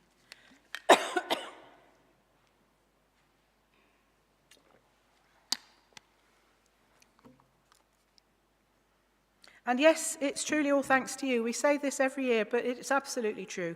The Trust cannot carry on its work without all the wonderful support we get from people everywhere. We have corporate partners, agencies and grant givers whose funding helps our project work.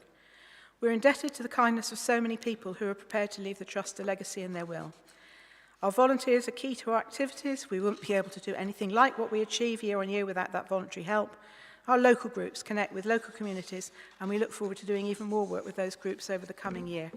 And of course, it's you, the membership, who support us with your enthusiasm, your personal commitment to speaking up for nature, and your kind financial support via your subscriptions, your responses to appeals, and other individual gifts. You really are the heart of our organisation. So thank you all. And this brings me to the end of my presentation on the annual report of the Trustees. So we now have some time for questions from the audience, so I'm going to have to drink again. Don't worry, I'll stop talking soon. We do have a big session this afternoon where the staff team are going to bring you fully up to date with everything that's going on. So I'd kind of like to suggest that rather than steal their thunder now, it would be helpful if we could restrict questions now to the year 24-25. Just be aware that everything that's happening right now, people are going to be talking to you about in great detail this afternoon. They've got some great presentations. And if you do feel inclined that you ask a question now and we think that maybe it would be better answered this afternoon, we might ask for the leave to defer that question. So bearing that in mind, would anybody like to raise a question on the annual report of the Trustees, please? And our roving mics are back in operation. Oh, brilliant. That's what I like to see. That'll get the timing back on track. Fantastic. Right. So we can now move to the second resolution on the agenda, and this is to approve the annual report of the Council for the year ended 31st March 2025. May I have a proposer, please? Maggie Morland. And could I have a seconder? Shout your name out, please. John Spencer. Sorry, John, I wasn't focusing then on you. Right. All those in favour, please raise your hands. Right up there, please. Fantastic. Thank you very much. All those against? All those abstaining? Wow. Full house. Right. Was there one? Oh, there was. Sorry, I missed an abstention down there. Right.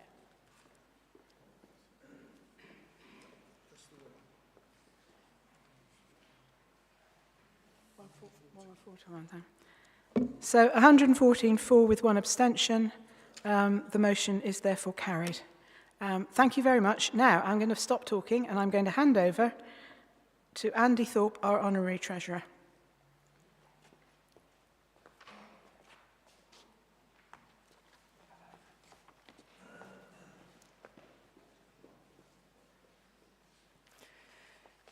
Thank you, Anne. As well as being Treasurer, I volunteer with the Habitat work parties once a week up at Rutland Water. Hang on a minute. And the photo of an orchid here is from one of the meadows there. So I encourage you to visit or volunteer on our reserves. You never know what you might see. Turning to the finances this year, after 2 tough financial years, I can report on the very positive financial year of 24-25. Total income, as shown in this pie chart, was up by 47% on the previous year. However, this is a little artificial, as within the donations and legacies is an amount of 534,000 being the valuation of 3 gifts of land to our nature reserves, the biggest of these being the James Adler Reserve that Anne mentioned earlier. So excluding those gifts, total cash income was up still by just over 20%, so still very positive.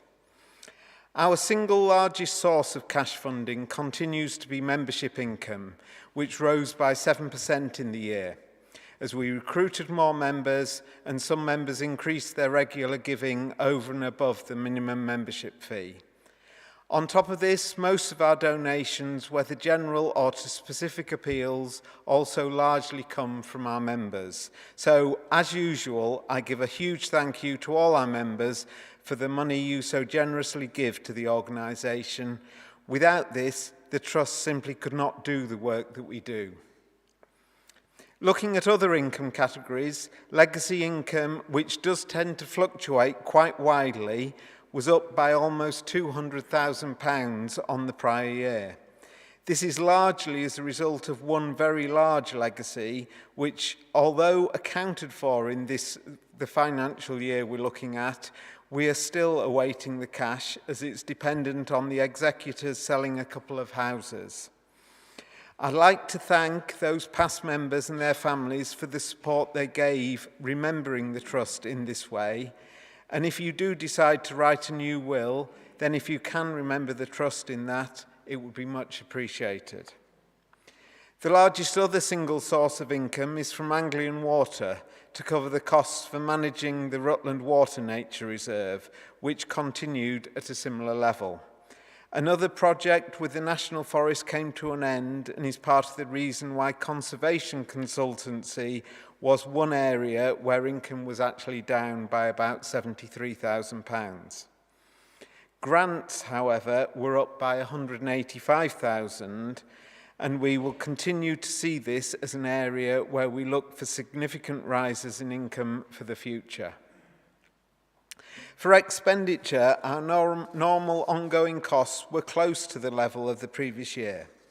The largest part is spent on our nature reserves, managing these wonderful sites for the wildlife and nature within them.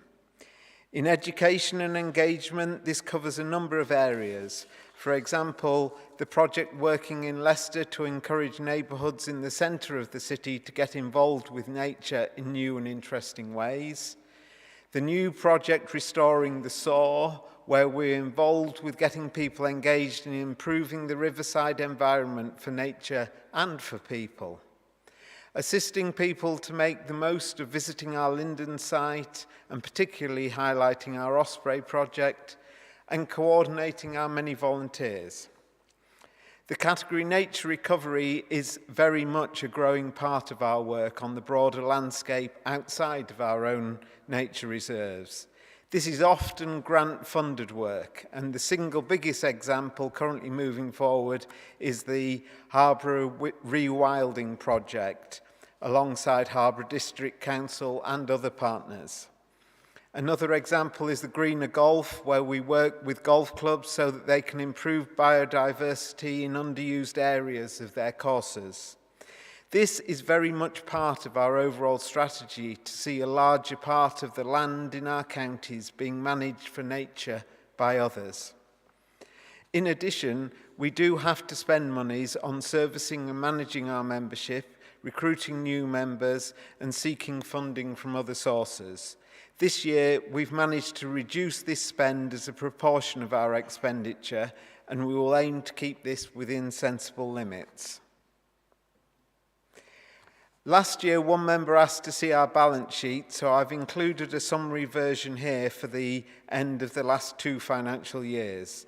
This shows our tangible assets increasing largely as a result of valuing the land donations we received that I mentioned earlier.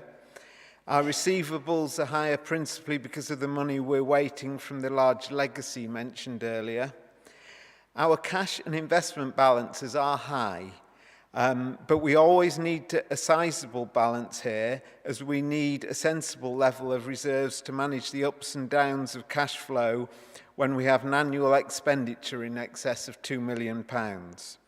We also have 400,000 in restricted funds, where often income is received in one year but is spent in the next. However, with the balances at the level they are, and given the surplus of income over expenditure in 24-25, and the continuing good picture in the current financial year, plans are very much in hand to establish how we will use these additional financial reserves to increase our capacity to deliver our strategy. And this will be a key element of our next annual budget. In summary, in the year to March 2025, ignoring the gifted land, we made a surplus of £291,000. Having just done a reforecast for the current year based on 6 months actual and 6 months forecasted spend, this is also showing the likelihood of a further small surplus. So I'm in the fortunate position as a treasurer of being able to say to management, we can increase what we're doing and spend more in a sensible, controlled manner. However, we will continue to push to increase our income where we can and manage our expenditure responsibly to be able to continue and improve on the good works, protecting and enhancing nature for the wildlife across our 2 counties. Thank you.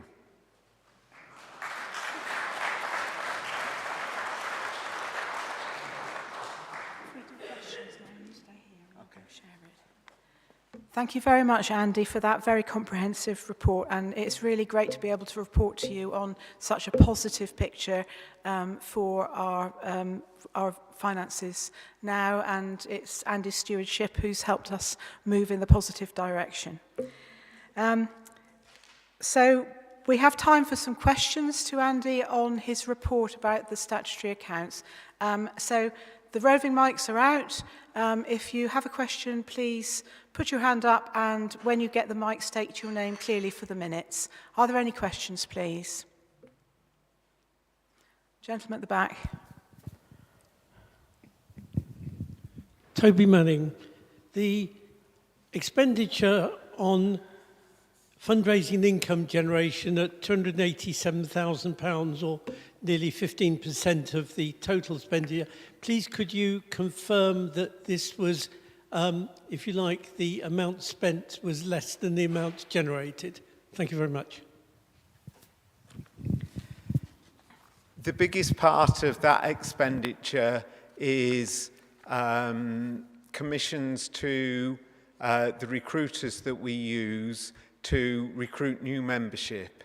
And without that, our membership would be in quite reasonable decline because people decide to stop their membership, or we also are a quite elderly organisation, so people do leave us in other ways. So we need to keep spending that money.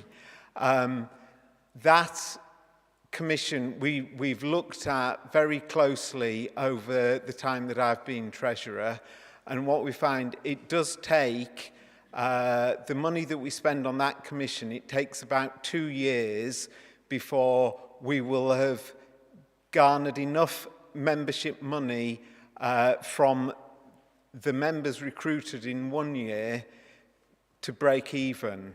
After a further 2.5 years or so, we will have doubled our money and made a profit of the amount that we spent. So we do look at this very, very carefully, and it is the way that we have found best for being able to keep our membership recruitment at a high enough level that more than offsets the members that we lose over the year as well. So we are comfortable with what we are spending in this area.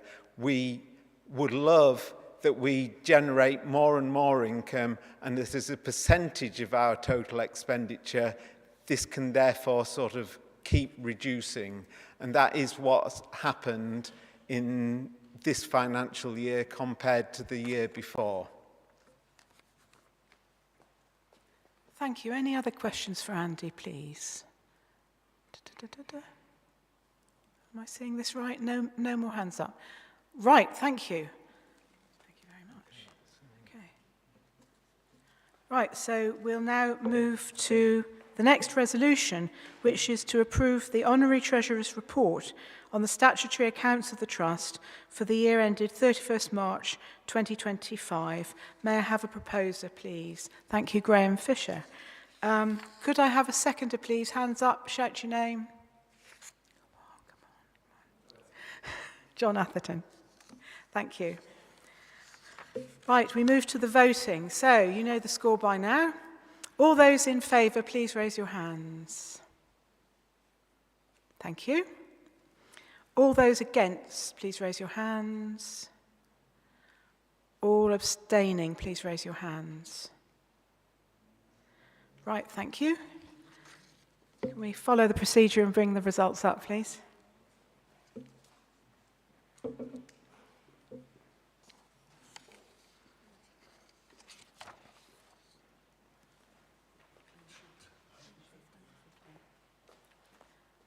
For votes, 115, no against, no abstentions. The motion is therefore carried. So this is the point in the meeting where we re-elect our trustees. Before we move to that resolution, there's a couple of other things I would like to note. First of all, stepping down with effect from this AGM is Bob Byrne. Bob has been a trustee for around 12 years and latterly has been one of our vice chairs. His wise advice, professional experience and practical approach has assisted the Trust tremendously over that time, and we thank him very much for his service. Also departing are our patrons Sir Lawrence Howard and Lady Gretton, and our dear colleague and friend Vice President Peter Ward. We thank them for their years of unfailing support for the Trust, and I'm delighted to say that all three are remaining as honorary members. Are there any questions on that before I move to the resolution? Okay, thank you. So we move to the resolution to agree the re-election of trustees to council. The following trustees have completed their 3-year term of office and have expressed their wish to stand for re-election for a further 3-year term. Andrew Moffat and Peter Williams. I'd like to take this vote en bloc, please. Could I have a proposer, please? Thank you. Thank you, David Duckett.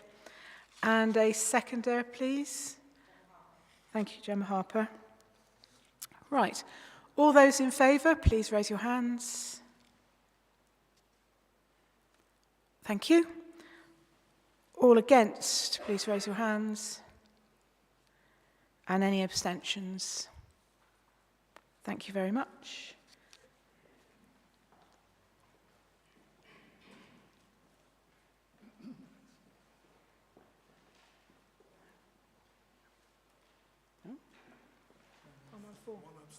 Okay, that's 104 votes for, none against, and 1 abstention.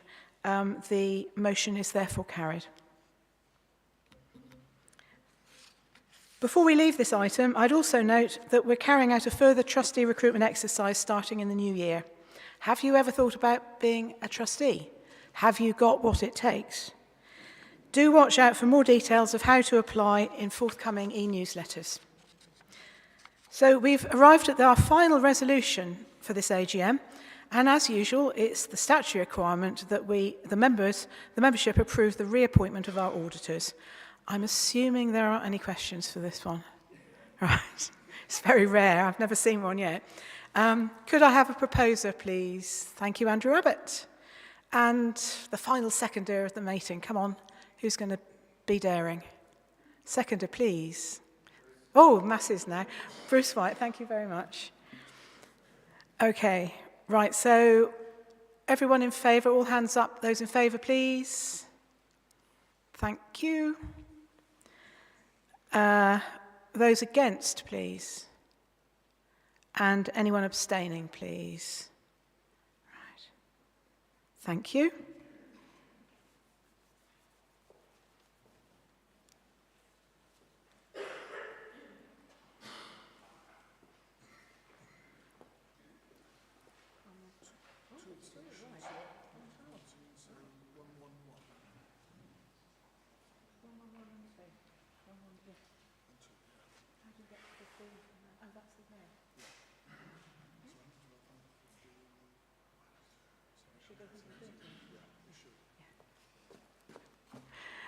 That's 113 for, none against, and 2 abstentions.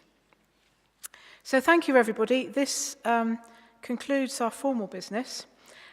We do have some time available now for any questions from the audience.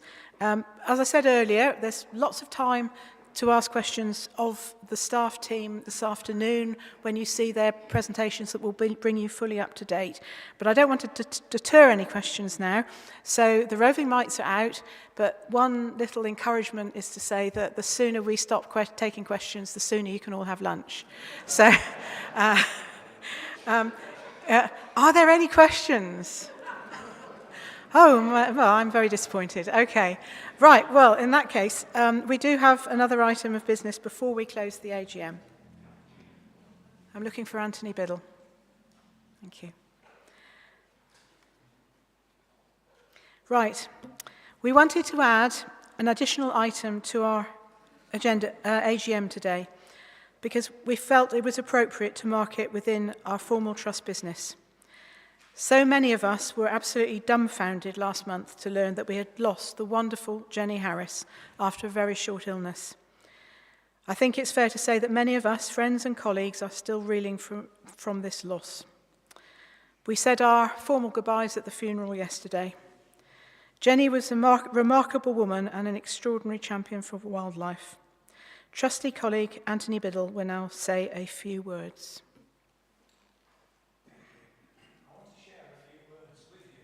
Following the very sad loss of Jenny Harris, whose funeral was held yesterday. Jenny was a stalwart member of the Wildlife Trust, both through her many years of employment with the Trust until her retirement, and after which she carried on as a volunteer on the reserves that she loved. Jenny was also very heavily involved in the committees of both the Rutland Natural History Society and, of course, the Trust's Rutland Members Group. We all know, though, that Jenny was much more than just a member. She was a lovely person, that everyone who knew her was struck by her willingness to share her vast knowledge of the natural world, in particular her floral expertise, which she had learned over the many years of working as a reserves officer and, since her retirement, as a working trust volunteer on the many reserves and wild places of the county. Of course, we all knew of her indefatigable work in bat recording, bat conservation, and the hours spent in rescuing and nursing bats back to health. One of her great pleasures was the release of fully recovered bats into the areas where they had originated. We all miss Jenny a great deal and know that we've lost a great friend and expert, as was reflected by the large number of friends and colleagues who attended yesterday, not to mention the bats, which have lost their fairy godmother. She was indeed a local conservation hero, and we should all acknowledge her devotion to wildlife with a large round of applause.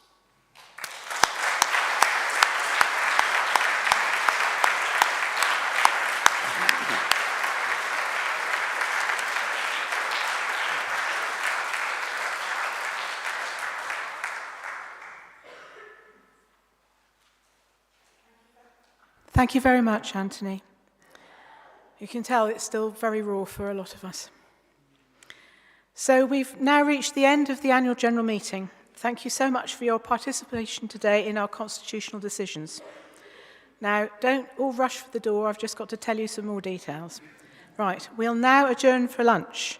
Food is available both in the annex and also on the first floor. If you went upstairs at the tea and coffee break, stay downstairs this time.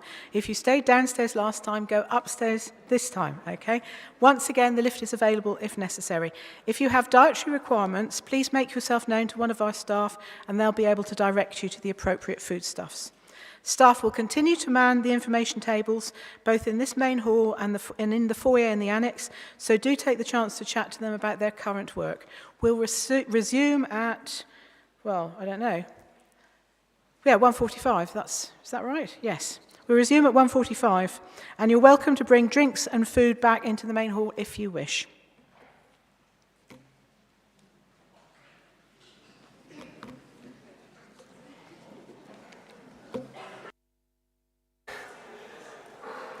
Thank you all for coming back after lunch. I was slightly worried.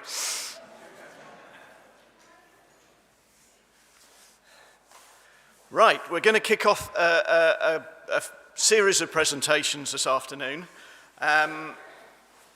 We've done the looking back on the year gone, so I wanted to spend a bit of time and for you to hear from a few people about what we've got coming in the year coming, and some of the projects we've got and some of the exciting things we're doing. I really like doing these talks because you as the membership are just so fundamental to everything we do, and without your support none of this would happen. So we really appreciate it and everything you've done, and hopefully you'll find some of the things really interesting. There's a lot of overlap with some of the stuff you've heard this morning as well from Rob, and I'll try to tie that in. And also in finance, when Andy spoke and said that, you know, in a monetary position, in a financial position, we're a bit better, and it just gives us the opportunity to invest. So I'm really excited in the year going forward that we can start to invest a little bit more, do a bit more for nature. I wanted to talk through some of the new sites as well, and you've probably heard quite a few of these. Acquisitions take a long time. From when we first start talking about it until when we finally get our hands on bits of land. So you may have heard some of these, but I just wanted to give you a bit of an update as well around what our plans are, what we're going to do with them. So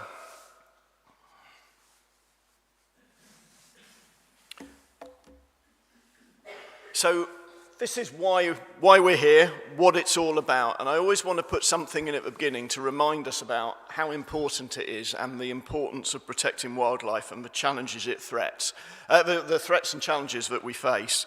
So I've used this slide, I think, just about on every talk I do, and I put it there to keep reminding myself. This was the State of Nature report produced in 2023, and in it talks about the UK is now the most one of the most nature-depleted countries on Earth. I gave a talk to some school kids the other day, and I put this up, as I always do, and the look of shock, because, you know, their country had never been one of the worst of anything. And to talk about that for nature, to me, it's something that we just need to keep reflecting on. It's a shocking thing, and we shouldn't be forgetting it. And you've seen the measures here in the graph which talk about abundance and diversity of species, and what Rob was talking about, that gradual decline. And that's what our challenge is. That's what we really need to deal. And this is what it looks like, if you haven't seen these figures, if you bring it back to Leicestershire and Rutland. And you can see the scale of decline. In the past, Leicestershire was known as leafy Leicestershire. And I was speaking about hedgerows at lunchtime. One of the things we had was beautiful wildflower meadows and lots of rich headlands, lots of rich hedgerows. And now, from the other photo, you can see some of the declines that we've struggled with, and the decline to species across the board here. And some are really dramatic when you look at some of the wet habitats of wet grazing and fen habitats, lowland bogs, but also particularly probably our species-rich grassland is declining so much. 97% lost. The other thing that comes up as I pulled these figures together is how hard it is to collate accurate data around the state of our nature. And you'll see there's lots of different dates according to where that data is available. And this is one thing we really want to work forward, is developing a really strong, robust measurement around how much habitat and what the state of our nature is in our counties. So we can use that when we talk to decision makers, and we can target in the right places. There's a number of other threats that we're facing as well, and some of these have been covered. Of course, climate change is really important at the moment. We've got COP30 happening in Brazil at the moment, and the Wildlife Trust movement is very active there. I understand they were briefing UK delegates at that COP meeting, so we play a central part in providing evidence. And there's a lot of press at the moment about whether we're on a tipping point around climate change as well. Have we reached a point where levels aren't going to change? So it's a real pressure on our nature. The other that's been mentioned a lot at the moment is the Planning and Infrastructure Bill.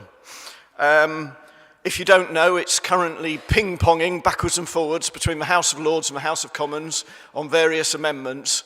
And we continue to lobby. We lobby locally and we lobby nationally to try and make sure that what comes out of that bill has the least damaging effect. But there's a picture there in the corner of Steve Reed, who's our Secretary of State for Housing, Communities and Local Government. He's already made an announcement that the second bill is coming. And the fact that that's sort of been announced and preempted by government suggests there's likely to be another planning bill, which will go faster and further in terms of how it revises environmental regulations, which concerns us a lot. And of course, we'd have to see the detail of that, but you know, there is a real challenge there around how we respond to these. So those are just two of the sort of threats we're facing at the moment. And what are we doing? And one of the most important things we're doing is trying to raise our profile, become stronger advocates for nature. And you can see some photos in the top right side there, a local MP, Alicia Kearns. We get profile in terms of country file and doing episodes around Rutland Water. I really like the picture in the middle at the bottom, because that was an article which came out last year and it was in Prima magazine, which I haven't read before. But the fact that we've got a double-page spread around the work of the Wildlife Trust to that audience who we never reached before, to me is really important. We're starting to reach out and put that message to a wider audience. So our messaging and our ability to influence is going to be really important. There was a great example of this recently. This was a meeting we held around rewilding Loughborough. And we wanted to get some of the big players to come along and talk. So in that photo, we had really senior figures from DEFRA. We had the senior management from Natural England, and from the Environment Agency, and from Anglian Water, and from Loughborough District Council, including their council leader, and from East Mercia's Rivers Trust. And we were able to get all those key decision makers together in that field and talk about what we wanted to do around restoring nature. And to me, that was great. That was a real moment in time when we're able to have a really strong influence. And that's where we want to get to, so we can regularly go out and talk to our stakeholders about what's important, what you're telling us, what we need to do. We've talked about yourselves as members and your support. Don't panic on this graph. It goes from right to left. So our numbers are going up, not down. But yeah, we're standing now at just under 20,000 in terms of membership, which for a wildlife trust our size is really, really good. And I'm really proud of that. And we're doing a lot of work to make sure we stay at that position and we continue to recruit, and we make sure we're listening to you as members and what you want to keep your continued support. And we've also put a lot of effort into our fundraising, which has helped our financial position. And we continue to do that. And, you know, if you or friends want advice or to talk to anybody about legacies or gifts or donations or responding to our appeals, we have people who can talk about that. And we're putting resource into that, because the more capacity we have, the more we can do. And looking slightly back, we've done a lot over the last couple of years to get us to a position where we're ready to be in this position to grow and invest and start doing more. And I don't want to go through the whole list, but just to give you a feel that we had to update all our IT systems, and we've done it. And that's not easy. As anybody who's worked in these businesses know, once you start updating one thing, you have to update everything. And we're there, and we've got our cybersecurity essentials, which was really important for us. We wanted to know that our IT systems were secure. We've got new HR systems, we've got new roles we've developed, we've got training programs in place. We've developed a lot of our management systems and policies. and particularly governance. So what you voted on this morning was really important because that's updated and revised our governance procedures, and that's key for how we operate effectively. I've talked about our communication and advocacy, but then making sure we're a professional organisation. So we've developed our health and safety and safeguarding policies and systems. And we have lots of people out there with dangerous bits of kit, chainsaws and brush cutters and doing things to trees. And we need to be safe, and we need to look after our volunteers, and we need to look after people who work with us. And we've got ourselves to a really good position in that. And if you've met Paige, and I'm sure you will soon, especially if you volunteer, we've got now volunteer support and member support. So I'm feeling we're in the right place where we've got a professional organisation which is well run, and we can go ahead now and start to sustainably grow. And we've had some successes. Before I get on to some of the practical ones on site, this was the local nature recovery strategy, which we saw from the outset as a real opportunity and we wanted to get involved in. It was led by Leicestershire County Council, and they, to be fair, did a really good job of this. And we put a lot of commitment into it, and it now reflects a lot of the things that we feel are really important. And it's one of the first strategies to be signed off. And amazingly, at consultation, there was hardly any objections to it. So we had a really strong partnership with a good partner, and we've got an outcome now which will really set us up for nature recovery across our counties. And of course, in face of all these threats, we've been trying to restore, I always put a night, this is the cosy, lovely slide. Nobody can resist a dormouse, can they? We're looking to restore species. We want to get more into this going forward. We want to do species recovery. So we've got water voles in there, we've got dormice, and we've got glowworms, which you might hear a bit more from Tim. Just wonderful, wonderful species, magical. We've just submitted a big funding application for mammal species restoration. We hope we're going to be lucky with this. We've done a lot of background, a lot of work to get to that point. The nature restoration team have been working on this. I hope we'll get the funding, but if we don't, we'll go somewhere else and get it another way, because this is really important work for us. And we're also doing work around habitats as well. So this is the James Adler Reserve. Not very interesting for nature, but it's going to get much more interesting soon. I'll tell you a bit more later around that. But we've done schemes around tree planting, around habitat creation, around habitat restoration as well. And we're very much into just allowing the natural processes. So really talking about what Rob was talking earlier, allowing our sites to naturally develop and become valuable for nature conservation. So, just on this James Adler Reserve, so we will be doing a major tree planting exercise and design across the James Adler Reserve this winter. So if anybody wants to come out and plant trees, let us know. We'd love you to come out. It's a really nice thing. It's really nice to get your hands in the soil and feel it and see that tree. But that will be a major project we're undertaking, and that will happen this winter, so that will be really exciting. So these are where our nature reserves are. We're not going to solve a nature crisis just by buying more land, so we have to work with partners, and that's what we're doing. But we also want to look at our own nature reserves and how we can enhance them. And Rob was talking about rewilding and dispersal and connectivity and natural processes, and that's really what we're looking for here. We've looked at our nature reserves and we want to expand them. We want to, if possible, make them bigger, build on them, so we've got areas big enough that have some resilience, but also we can allow natural processes to start to happen on those. We want to make sure they're managed properly. I think we're likely to invest more in our reserves team in this year. That's where some of our investment will go, to make sure that our nature reserves are as good as they can be. And then we want to look at how we can connect them. So which areas, where do we need new reserves in order to connect? So this slightly crude picture here, this shows some of the sites I just want to talk to you about where we are doing our nature restoration work. Now, I'm not going to mention the big oak tree. I'm going to leave that for Ben. I'm trying not to steal everybody else's presentations here, but I want to tell you a little bit about some of the other sites that we're looking to try to grow and expand, that you'll see happening as we go forward into this year coming.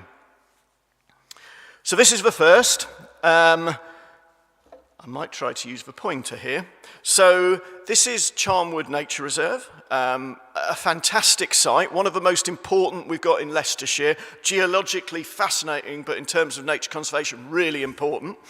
And an opportunity came up to try to expand that reserve, and that gives us a potential just to make it more resilient, more diverse, more interesting, provide more access, and build on a site we've already got. And building on sites we've already got is easy in terms of management.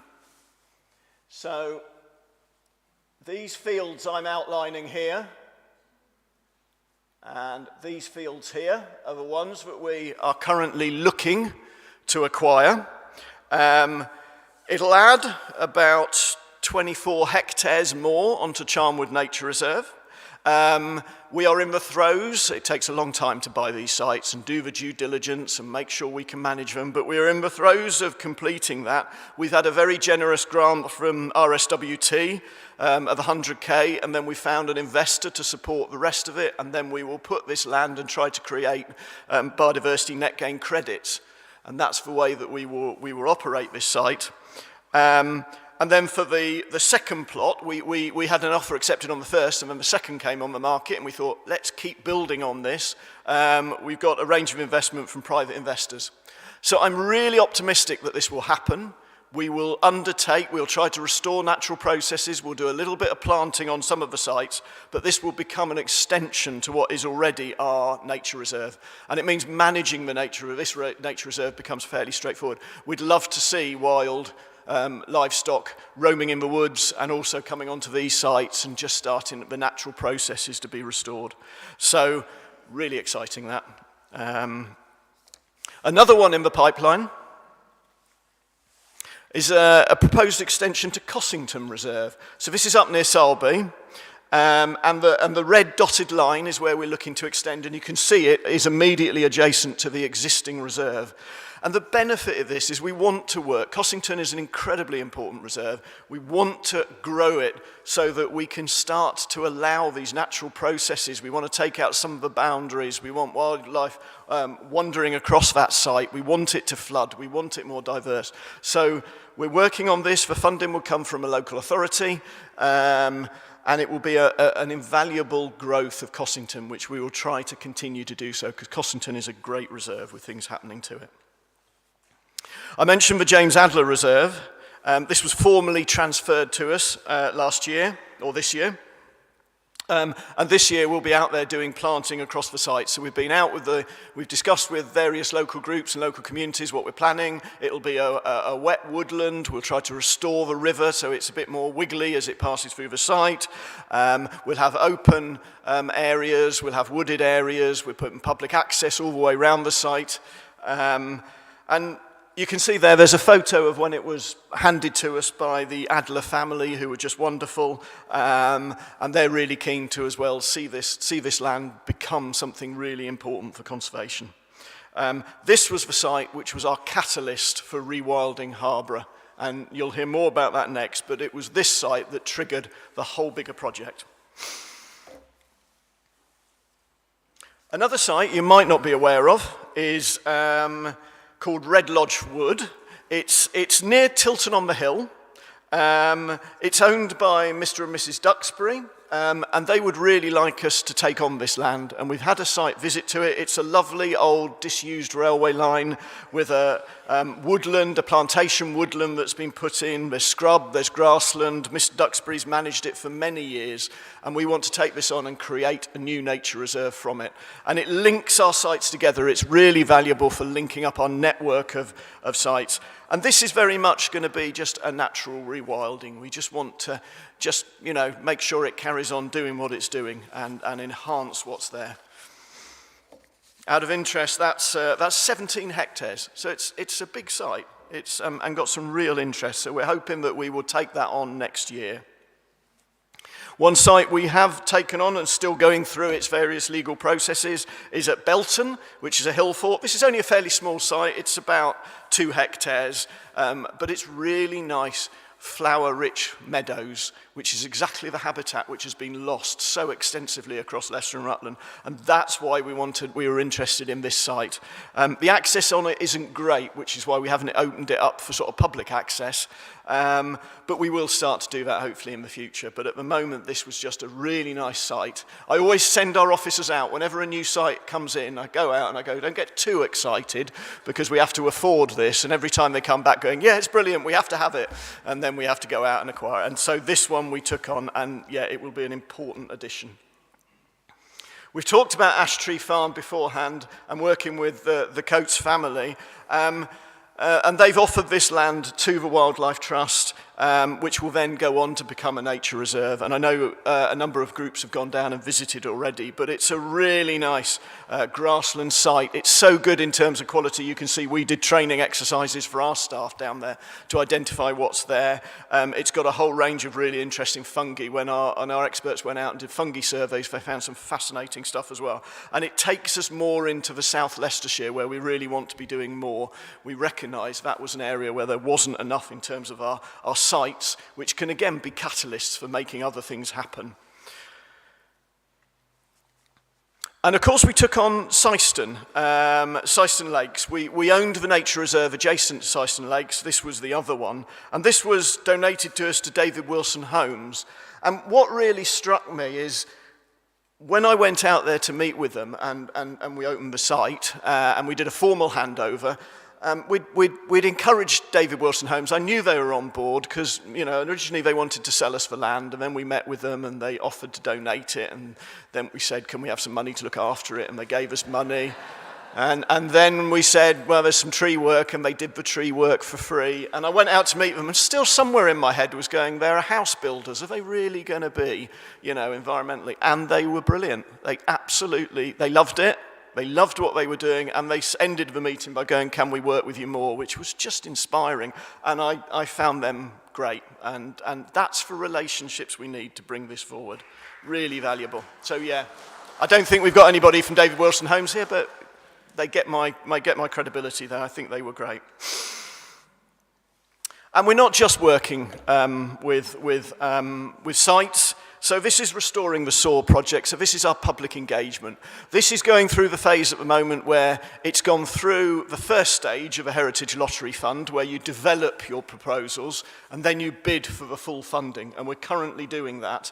And we really want to work on this because working in the city is really important, and community engagement work. And what this looks like is identifying the sites along the Soar catchment here, and then going and talking to the communities and asking them, what do you want on this site? What nature do you want to see, and can we help you? Now, even if we don't get the funding for that, I still want it to happen. It's too valuable.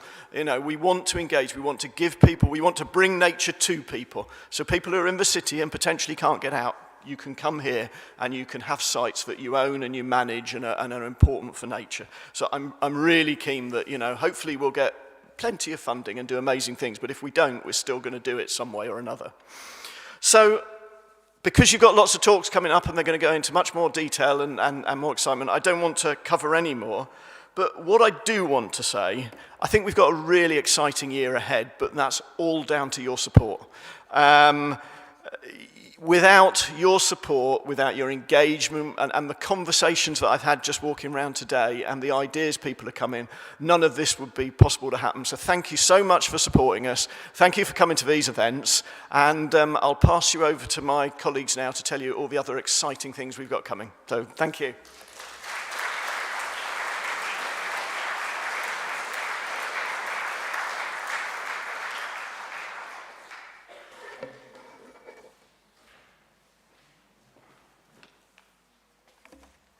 Okay, good afternoon everybody. I'm Devine, I'm the Head of Nature Recovery at the Trust. It's great to be with you here today to update you on one of our headline projects this year, the Rewilding Harbour project. But before I do, I just wanted to give you a wider sense of the breadth and the scope of the nature recovery work that we've been doing this year. We've made much progress on our nature recovery agenda, during this time with a number of exciting and impactful initiatives underway. And this slide here sort of highlights the work, or some of the work at least. I'm happy to report that we are a growing team. We've got Dr. Hannah Sellers joining us earlier this year, who you'll be hearing from shortly, and also John Bristow, who joined us more recently. As you can see, it's been a really busy year, with work ranging from the continued delivery of the excellent Restoring the Soar project in Leicester, standing up for nature and influencing gains through the planning system, and driving the reintroduction of the hazel dormouse back into Leicestershire and Rutland, which is a fantastic achievement, collaborating with partners, and playing a central role in the creation of our fantastic new regional local nature recovery strategy, and also working really closely with major landowners to accelerate nature recovery across our counties. And it's fantastic to see some of those major landowners in the room with us today. So the Rewilding Harbour project, it was initiated in 2024 when a sizable landholding became available for sale in the area surrounding Great Bowden, just to the north of Market Harbour. And off the back of the acquisition of our nearby James Adler Nature Reserve earlier that year, it became apparent that a significant landscape-scale nature restoration project could be possible in this strategically important area if this further land could be acquired. So the Trust worked really hard to secure the land in partnership with a wide variety of organisations, finally coming to work closely with Harbour District Council to secure the land and launch the Rewilding Harbour project in March this year. We actually launched the project on the International Rewilding Day, which was a fluke, but it was really nice. So since then, we're delighted to have John Bristow appointed to deliver the project, the wider nature recovery opportunities in this area, and that's part of our broader Rewilding Harbour programme. So why is there a need to do nature restoration in the Welland Valley? It's a really heavily modified landscape. You know, it's incredibly ecologically degraded, and there's little to no protected sites or wild places remaining. I'll show you on the forthcoming maps that the only protected site in this region is one SSSI. That's a site of special scientific interest called the Borrow Pit SSSI, which happens to be smack bang right in the middle of the rewilding project area, just where you want it. So there's extremely limited woodland cover and habitat connectivity in this area. We've talked a lot about hedgerows today, and they're really important. There's increased risk of flooding. There's lots of impoverished watercourses and a chronic limited access to nature. You talk to local people in the area, and you hear that they've got to go miles and miles in all directions to find any kind of, valuable semi-natural space to spend time in nature, and that's a tragedy. So this project will definitely overcome that. And together we can bring nature back in places like this. This is exactly, I think, where nature recovery needs to be focused, in the areas where there's such great nature depletion and such limited access to nature. So what do we mean about putting nature into recovery? I mean, Rob did such a fantastic job of explaining rewilding. And lots of the maps I'm going to show you will sort of have cues to that. But rewilding is all about reinstating those lost natural processes. It's about reconnecting the river with its floodplain. It's about re-wetting the land, reconnecting habitats, reintroducing lost species where possible. There's loads of areas along the River Welland where we can bring back lost species like watervoles and other things.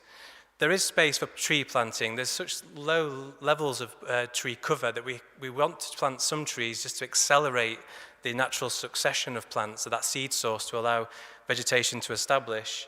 Restoring and creating habitats is key.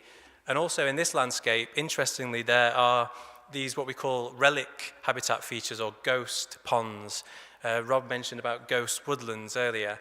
Ghost ponds are similar. They are ponds that used to exist in the landscape that have since been lost, and we can look really carefully on old maps to show us where those ponds were and restore those, because that's where we know the freshwater habitats used to be. So really interesting. Empowering and engaging communities is front and center. This is a community rewilding approach, and it's all about, crucially, restoring landscapes at scale. We really need to do this at scale to allow nature to disperse across the landscape, for it to recolonize areas from where it's been lost. So here's a map to show you the extent of the purchased land, and it's comprised of 3 large plots of intensively managed pasture with 1 or 2 infield trees and small remnant ponds, very species poor hedgerows as well. They amount to over 133 hectares, 133 acres. I work in hectares. That's 55 hectares, which is about 80 football pitches. So it's a significant area. But it isn't just in any place. It's actually in a fantastic location within the existing nature recovery networks. You can see that the area is framed to the left-hand side with that white hashed line. That's the former railway line, and it provides a fantastic terrestrial link out into the wider countryside. Traversing plots 1 and 2, which I'll show you some aerial image of shortly. The River Welland, so this is the hydrological link. It's the blue line on the right-hand side of the map. The land holdings are very well connected, and you can see the yellow extent on the left-hand side. That's actually the Boropit SSSI that I mentioned to you, the area's only protected site. And it's right where we want it to be, right up against the red extent, which is the land purchase. So at this scale, it really does represent one of the most sort of significant areas of landscape recovery we've seen in Leicestershire and Rutland in a really long time. And it is a further catalyst to kickstart a major landscape scale project in this strategically important area. So now for some aerial imagery. You can see plots 1 and 2 in the foreground and background. And note that former railway line to the east that traverses the landscape towards the east of the county. You can also see in the top left-hand corner the Boropit SSSI, which is a really interesting habitat. But it was, before this project, an island of really great habitat in a sea of agricultural desert. So fantastic opportunity here for terrestrial links to the existing nature recovery network. And a closer look on this slide of the extent of plot 1 in the foreground and plot 2 in the background. You can see the railway line continuing out eastward. Just note here the extent of sort of homogeneous pasture in all directions with very poor hedgerow connectivity. Note the lack of wild space. Note the lack of trees and habitats and wetlands and woodland. I ask you, where would nature be able to thrive in that landscape? So, a view of the western arm of plot 3 here. You can see the village of Great Bowden in the top left-hand corner. And you can also see one of these relic ponds that's still actually existing on the site, next to number 3. In the mid-ground. And so this land really does have a fantastic capacity to support a rich mosaic of wetland habitats that are teeming with nature. And when I've been taking people up onto the site, you stand there and it sort of feels very barren. And I try to sort of impart on people that if you close your eyes and imagine a site that's teeming with nature, that's deafening with the sounds of insects, that's what we're aiming for. This is going to be transformed, a transformational project. So moving closer to the River Welland, you can see the eastern extent of plot 3 and how it connects to the western extent in the background. There's some interesting ridge and furrow features on this field that will remain open as part of the restoration plan. And also note as well in the top left-hand corner, an area of sort of young trees. That's the Anglian Water land, who are another major landowner in this part of the county, who are supporting the project. So I'll go on and talk about them shortly. And finally, here's an example of the eastern boundary of plot 3. and a significant straightened section of the River Welland. So Rob really helpfully earlier pointed out that the River Welland's been straightened in lots of different sections, and this is one of them. So this is where we're going to re-wiggle the river. We're going to undo that straightening, create the habitats that have been lost on that section, and there's a fantastic hydrological connection to the existing nature recovery network here. Interestingly, this is the county boundary with Northamptonshire. So you can see on the maps, the actual county boundary is very, very wiggly because it used to follow the extent of the River Welland, where it was really wiggly. So we're going to put that back. And Anglian Water are going to pay for it. Okay. So the nature recovery opportunities of the 3 purchased land holdings are enormous, but what about the wider strategic area surrounding rewilding Market Harbour plots? Well, if you zoom out even further, you can see how the existing areas of nature conservation priority come into focus. I want you to look at the bottom of the slide. You can see the green extent. There's 2 halves. That's the James Adler Nature Reserve, and that has been the catalyst to really ignite the spark for this project. It really is fantastically connected via the Welland to the land immediately to the north, and then via the land above that, the vegetated land, which is the Anglian Waterland. Then you can see you move into plots 3, over into plots 2 and plots 1, via the terrestrial link, via the railway line. And then you've got the Borrow Pit Triple SI and the land surrounding that. And then you've got the white extent, which is about another 70 hectares or so of land that we're working with the landowner on currently to bring that land holding forward for nature restoration benefit as well.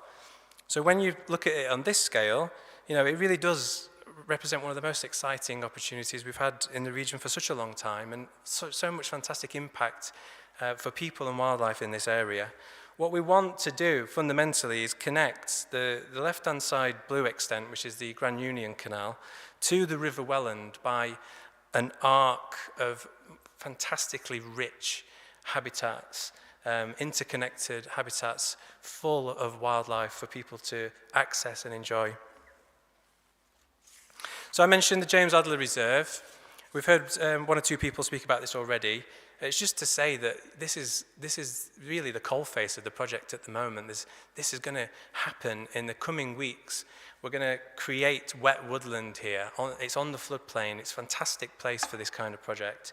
We're going to be mobilizing the local community to really come down and help us in that process of planting trees and really getting stuck in. So a fantastic time for the project. There's 22,000 trees going in, so yeah, if you've got some time, it'd be nice to have you over. Lots of opportunity there. And there's just a nod to the partnership. This is a growing network, and it's just the start, really. You've got so many people in so many different organizations that are thrilled about this. There's fantastic strategic overlap. The benefactors from the District Council and the water company, Anglian Water, have been exceptional so far, and we're thrilled to be working with them. And this is really what it's all about. It's about bending that curve of nature decline and putting nature into recovery. And it's projects like this that, they address this joint nature and climate emergency. And really, South Leicestershire is going to be an exemplar region. We want it to be a national exemplar of how to do this kind of work within a sort of lowland England context. So what's next? This first sort of 9 months or so has been a conscious observational phase. We're allowing the land to breathe. We're allowing the land to tell us what's there. We don't want to go in and just instantly make decisions about the way that we want to restore things without observing the land. We have no biological records at the start of the project for the whole of the 55 hectares. Now we've got many thousand. But what we're seeing is, aside from just what's there in terms of the biodiversity, species, we're seeing those natural processes in action. There's many hundreds of sort of regenerating self-set oak saplings that are coming up because they're allowed to get away and to propagate. So it's really exciting to see that in action. And for me, those photographs of the sorts, the small saplings are sort of symbolic of where we're at with this project at this time. It's been a great year for butterflies on the landholdings, all the tall grasses, as you would expect, lots of grassland sort of butterflies that need flowering grasses for their life cycle. It's just been an absolute wash of fantastic butterflies. And we've seen good numbers of nesting skylarks and good numbers of amphibians on site as well. Lots of mammals as well, so really interesting. But what we're doing really is observing and then putting in place a master plan of how we're going to restore these land holdings, how we're going to restore the whole landscape using, naturalistic grazing regimes and sort of trying to mimic some of those grazing pressures that Rob so well explained this morning. So it turns out artificial intelligence is quite good for creating visionary documents. So these are some of the images that we took to the council and others to, influence and to try and get this project off the ground. And it's been really great. Me just explaining these things is one thing, but actually, it's not perfect. There's lots of problems with that picture, but it does get the message across that what we're talking about is fantastic areas of natural space, allowing nature to take the driving seat, to see what happens when you reintroduce those natural processes that have been lost. Crucially, where people can get right in amongst those habitats and connect with those natural processes. And this is the final image that we use, which I think is a beautiful image that really shows you of what a well-connected floodplain might look like. And some of those aerial images that I showed you earlier, it's, this is what we're aiming for those. We really want to see, an absolute wealth and a deafening sound of wildlife on those sites. So together we can restore, reconnect, and create habitats at scale. We can create a resilient and healthy environment. It can be accessible by people, teeming with nature, and rich with opportunities for learning, health, and well-being. Together we will rewild Market Harborough and other key areas in our counties. Thank you very much.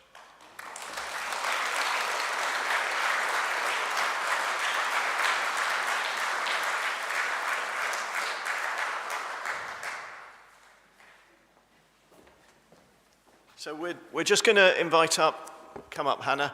Hannah's our Nature Restoration Officer, so it's a project we've been working on, Greener Gulf, with Bob Roberts, who's been a key partner to this, to just tell you a bit about a current project we're working on.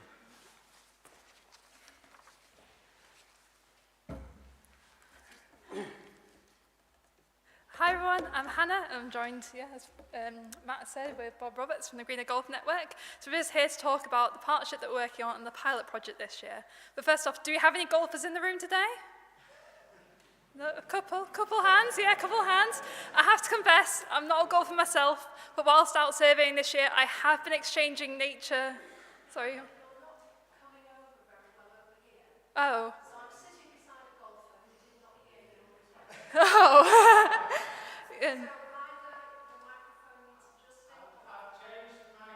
Can you hear me now? Can you hear me? Yes. That's okay. So yes, so with I'm not a keen golfer myself, but I have been exchanging knowledge about nature for golf. So after each survey this year, I have been increasing my knowledge more and more. But just to explain a bit about the sort of Greener Golf Network, let me introduce you to Bob, who will explain about the network and about the pilot project and how it came about. Thanks. Good afternoon, everybody. My name is Bob Roberts. Yes, that's Robert Roberts, and I am Welsh. And I do like the sound of my own voice, so I'll try and keep it fairly short. Let me tell you a little bit about the Greener Golf Network. It started really as an environment project at my own club, which is Market Harborough Golf Club. We started working in collaboration with Longcliffe Golf Club at Nanpanton, just outside Loughborough, and visiting each other's courses and finding out what was going on there. And I remember in the early days, I decided that it would be a good idea to contact the Wildlife Trust. And out of the blue, I just phoned them up and I spoke to this young gentleman who invited me in for a meeting, and his name was Ben Devine. I have to pay tribute to Ben, seriously, because right from the outset, he was very encouraging about the ways in which the Trust could work with golf clubs towards nature's recovery. From those two golf clubs, Harborough and Longcliffe, we started to organise meetings. And our first conference was actually at Longcliffe, and it was the then CEO of the Wildlife Trust, Tim, I think his name was, can't remember his second name, but he actually gave the opening address at our first conference at Longcliffe. Most of the golf clubs in Leicestershire gradually began to take an interest.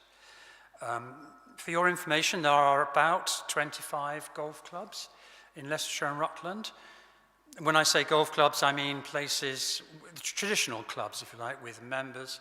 I'm not talking about hotels with a short course attached to them or pay-and-play places. I'm talking about traditional clubs. So it's quite a small number, 25. Most English counties will have 40 to 50 golf clubs, if not more.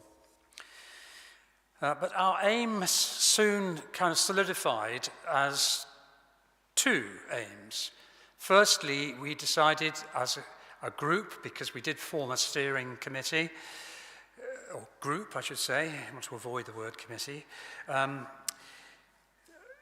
We decided that one of our aims was to encourage golf clubs to be more sustainable in the way they operate, by which I mean the full kind of gamut of sustainability objectives to do with water conservation, energy conservation, recycling, and so on. And the second aim was to encourage golf clubs to, and enable and encourage golf clubs to do more for nature. Many golf clubs will tell you that they do their bit for nature, this, that, and the other. But actually, as you can imagine, there are large parts of a golf club's land which are really out of play as far as golfers are concerned. And really, the greenkeepers are not trained in things like woodland management and pond management and so on. And there is more that golf clubs could do if they are prepared to open their ears and learn. Right from the outset, one of our aims was that this is about collaboration. Some golf clubs will tell you, oh yes, we're doing our bit for nature, we do this, that, and the other. But they'll do it as little islands, little fortresses, and they don't really want any interference from elsewhere. What we're trying to do is break that down and get golf clubs to work in collaboration, first of all with each other, and also subsequently with other agencies, such as the Wildlife Trust. So what do we actually do? We have a website. The website acts as a resource. It's got a very big library. It's got a large number of case studies of things that have been going on around the whole country, actually. We get case studies sent to us, and people can download those for free. We do site visits to clubs which are doing interesting things. We've done 4 of those in the last 5 years, I think. We do a newsletter 3 or 4 times a year, which you can sign up for if you wish to receive it at the back there.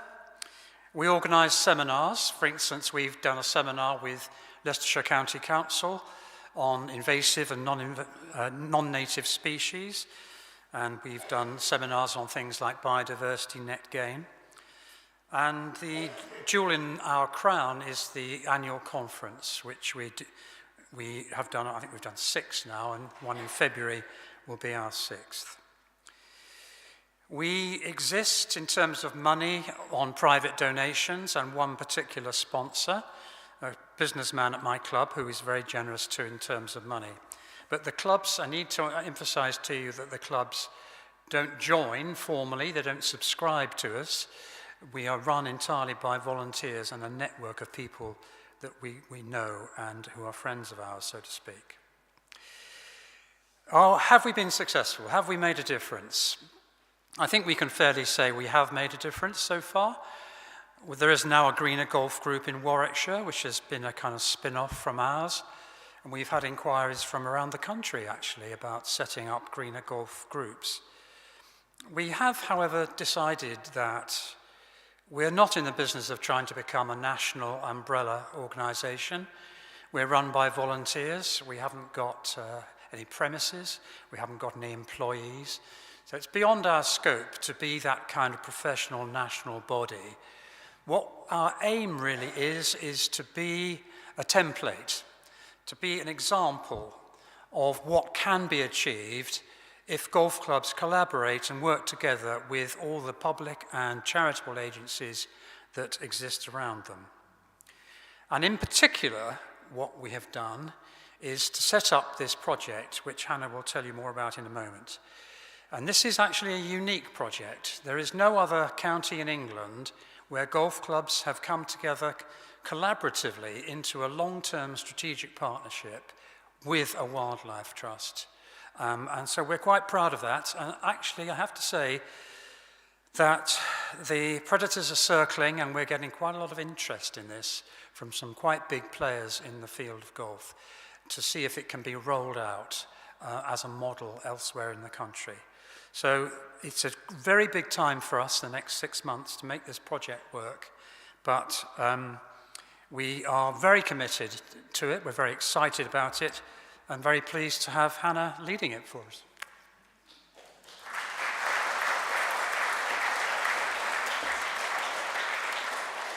Thanks, Bob. So in this pilot project, we've had 13 golf clubs signed up across the county and contributing money, which is great because that's about half of the 25. And these are typically parkland courses, so grassland with trees, heathland, and also links, which is Kill Springs towards the south of Leicestershire because of its sort of sandy soil being a formal gravel quarry. And some of these sites are also triple SIs. They have local wildlife sites on them. But even if they don't have it on site, a lot of them neighbour these areas or they're in the surrounding area, which means it's a great opportunity for them to contribute to the landscape. So by managing the sites in the right way, it's not only improving the habitat on their site, but also in the surrounding area and helping to improve connectivity across the two counties. As you can see on the map, these 13 golf courses signed up so far really do cover the two counties. So having a project with this scale, it really does sort to help build sort of a network of wildlife areas across the two counties to really contribute to nature recovery. So golf courses, as I've been going out to survey them, I've looked at what they currently are doing and what they could do to improve their management. And golf courses are great because they tend to have these mosaic of different habitats, which can support a wide variety of species if managed in the right way. And obviously, one of the main habitats you're going to see on a golf course is grass, because the aim of the game is to play golf. But it's about finding the balance between these playing areas and non-playing areas. You can see some pictures behind me. I was actually going on these surveys, quite surprised that some of the golf courses have actually started to leave areas along grassland, which is great. Some of them to wildflowers. On the bottom we have Cosby Golf Course, which is by a T, and this was an amazing patch of wildflowers just teeming with life. All you could hear is the insects. So it's like, how can we do more of that? So yeah, it's thinking about increasing the amount of area of this, but also how it's managed with cut and collect and things like that. We also have heathland sites. So on the left we have Charnwood Forest Golf Club, which is a triple SI for acid grassland heathland. On the right we have Longcliffe, which is not close by us today at Loughborough. This is great because they're doing some heather restoration works, so creating scrapes. On the top picture on the right, it's actually on the fairway. So as you tee off, hit the ball, it flies through the air, lands on the fairway. That distance is called the carry. I told you I'm learning my golf terminology. But on this area, when the golf's in the ball's in the air, actually it's not on the ground, so does that need to be mown? So can it be used for heather restoration? Some have started to use it for long grassland. So yeah, it's about finding this balance between playing and non-playing areas. We also have areas of sort of scrub and trees and woodland. A lot of this can be planted around the same time, so sometimes like structural diversity. So on top left we have Loughborough Heath, which are starting to manage their scrub on rotation to give these different growth stages. Bottom left, hedgerows we've talked about a lot today, obviously key parts of a golf course in terms of management of them, so connectivity across the site and with the surrounding area. Deadwood, whether that's fallen, standing, a lot of them have sort of these veteran trees, which are amazing to see. Also, sort of parkland courses have these lines of trees between the fairways, typically very mown, so it's can we start to leave it a bit more, and again, improve connectivity. I'm always talking about connectivity. And we also have woodlands. Some of them are managed, some of them aren't managed. So yeah, it's looking at how, particularly in this sort of picture, looking at how we can improve sort of the understory sort of scrubby to really sort of basically enhance sort of woodland management on their sites. We also have ponds. They come in all different shapes and sizes, and some, again, the management varies. Some of them top left, very mown, and some are just left unmanaged. So again, it's like encouraging the golf courses to have these range of different features, so it kind of provides these micro habitats for different species, whether that's the vegetation, margins, areas of open water, there's trees and scrubs around it. So yeah, it's just how can we manage this for the wildlife on the site. Some of which are priority species, so some golf courses have sort of water voles, great crested newts, and obviously water voles are important because they're one of the priority species for the local nature recovery strategy. So yeah, it's about encouraging them to be mindful of this when they're doing management. There's also provisions, a lot of them are doing sort of bird boxes, bat boxes, bug hotels, this sort of thing. So by having all this on one site and sort of encouraging them to manage sympathetically for wildlife, it provides a great opportunity. So next step for the project, so working on the reports, and then the idea is we want to continue this partnership. We don't just want to do a survey report, give it to them and say good luck. We want to continue this, to have ongoing advice, whether that's next steps for them is to produce sort of their management plans, so give advice on that. Also looking at applying for more funding to help with delivery of some of the sort of works, but also with training and also with sort of signage, because a really important part is also with the education of this. So if you're leaving areas along grassland, basically teach people the value of it, because otherwise they'll be like, I just want to play golf. So the education is really, really important. But if you want to know a bit more, Bob mentioned the conference is next February. You can also hear more from me. But overall, it's just really encouraging to see the work currently done on the golf courses, and yeah, what opportunity going forward to really build on this and contribute to nature recovery. Thank you.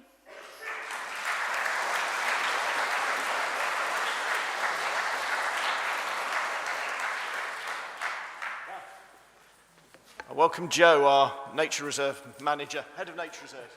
That's the one. Hello, everybody. I'm going to wrap this because apparently we're over time. Not really. I'm not a good rapper. So hello, everybody. My name's Joe Davis. I'm Head of Nature Reserves. So I have one of the best jobs in Leicestershire and Rutland. So I'm going to talk to you about some highlights from a lot of the hard work that's gone on in the reserves. But I'm going to whiz through them because we are over time. Yes, we have 37 nature reserves now. We love football pitches at Leicestershire and Rutland Wildlife Trust. That's nearly 2,500 football pitches.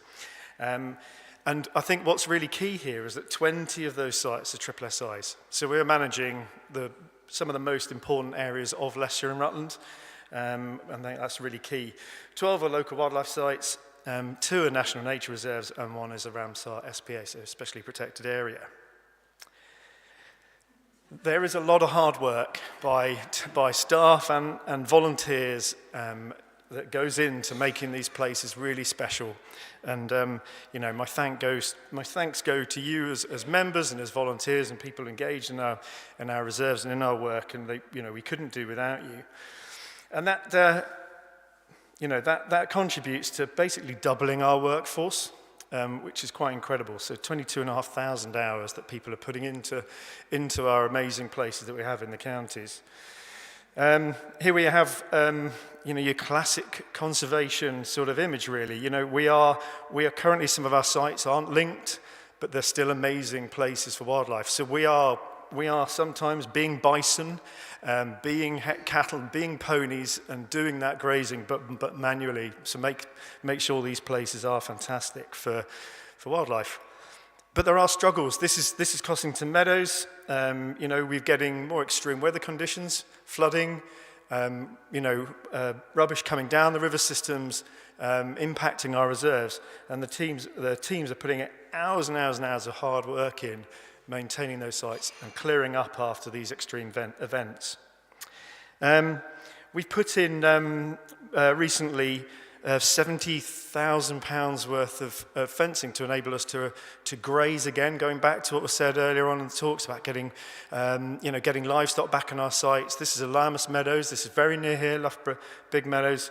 Brilliant project run by Chris, one of our members of staff, Natural England funded, and this is enabling us to get cattle on to aftermath graze after the meadows have been cut for hay. So really brilliant project. £8,000 worth of work on getting water supplies in to enable the cattle on there as well. So just some tremendous work. This is Rothley Marshes. As you can see, it's a bit of a mixed picture there. The site is flooded, but that's doing amazing things to prevent flooding across the, other parts than that. We're acting as a great, flood alleviation there. Teams of volunteers helping us, sometimes, as with a lot of sites, fly tipping, issues on sites.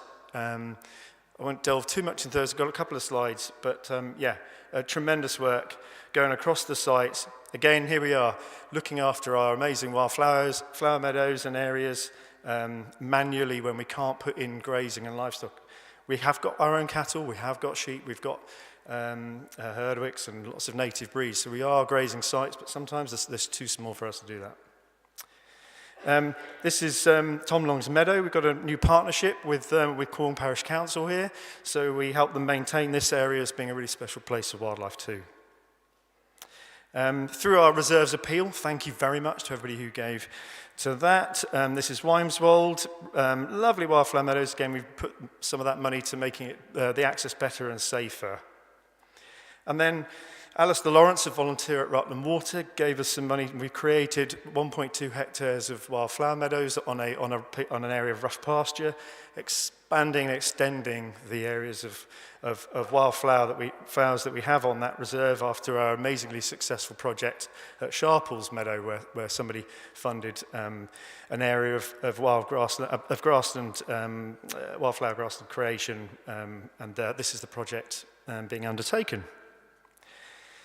Now, this is interesting. This is one of the issues we have at Rutland Water is predation. We spoke about lethal control earlier on, but we're looking at alternatives. Now, this is a floating predator fence. 2 kilometres of rope floated around one of the most important lagoons for waders. We have breeding avocets and redshank and lapwing on this lagoon. And basically, this rope floats in the water. Badgers and foxes swim out into the lagoon, but they don't know that they can go underneath the rope. So it's like a barrier, and then they swim back again.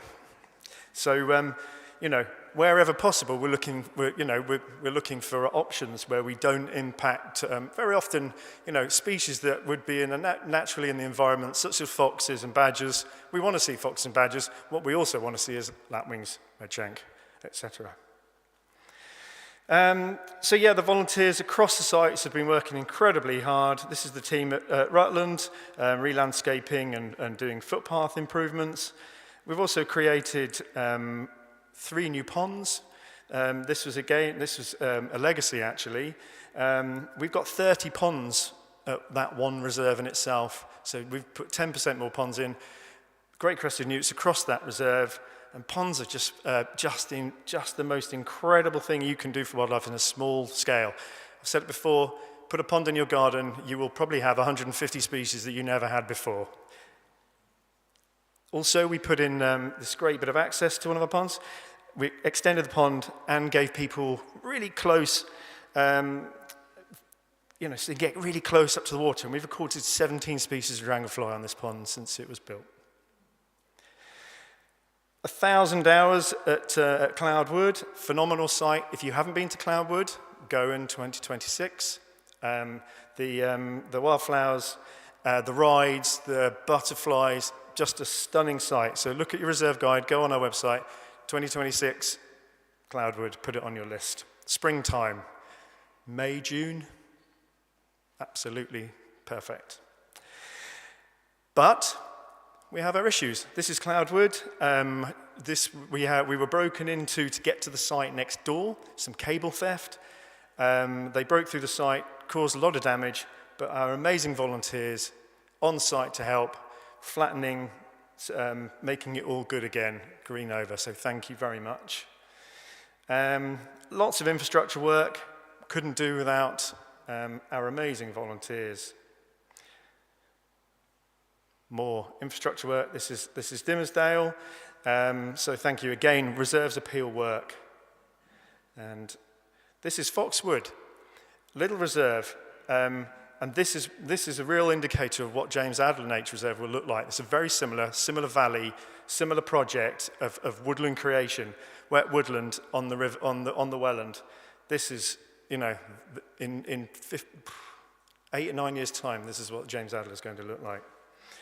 Did some great work with the appeal money as well. This is Kelham Bridge.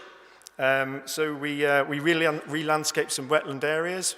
We're always battling succession in wetland sites, trying to maintain it open, keep it, keep areas that won't turn into woodland in the end, because we want biodiversity. We want to keep it biodiverse. And teams working away on wetland sites.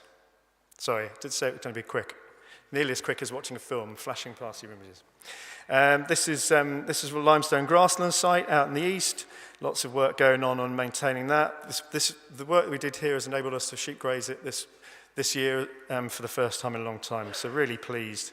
Just a phenomenal site for all sorts of species. Great for butterflies. I think 16 species of butterfly recorded on that reserve, 15 in one day. So just an amazing place. And, sorry, we are running out of time, so I'm going to zoom along. But yeah, tremendous work. So this is over out in the east again. This is some of our sheep being rustled. There's Sarah in the bottom there, working with the volunteers on our eastern grassland sites. Lots of scrub work going on, lots of maintaining these amazing limestone grasslands. And again, loads of infrastructure work gone on with the reserve appeal money, so thank you again for that. And we're trying to use and utilise, non-machinery methods as well. So scything on our grasslands has become really important. We've had workshops teaching people how to scythe. We've done lots in both sides of the counties. So trying to get away from the machinery, trying to get away from the carbon elements. So we've been working really hard on that. Tim's going to speak to you about the Rutland Osprey project, but it's not on this slide.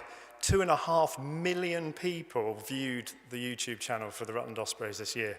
So just incredible statistics, which Tim will speak to you a bit more about. I had one slide that wasn't there, just at the end. Oh well, it's disappeared. One really interesting thing is that we've got a Rutland Recharge project about to commence. So we've bought a four-wheel drive electric mobility buggy for Rutland Water Nature Reserve. So that will be available for people when they come to visit. Also, an electric outboard engine, and also we're putting an array of solar panels and an air source heat pump on our volunteer training centre. And that's funded through the Eugene Community Fund. So that's £49,000 worth of funding that we've secured. That will enable us to charge our vehicles, 17 kilowatts of energy that the solar array will create, and heat our building all with free energy. So that's happening this winter, amongst loads of other stuff. Sorry for the rush, but over to Tim.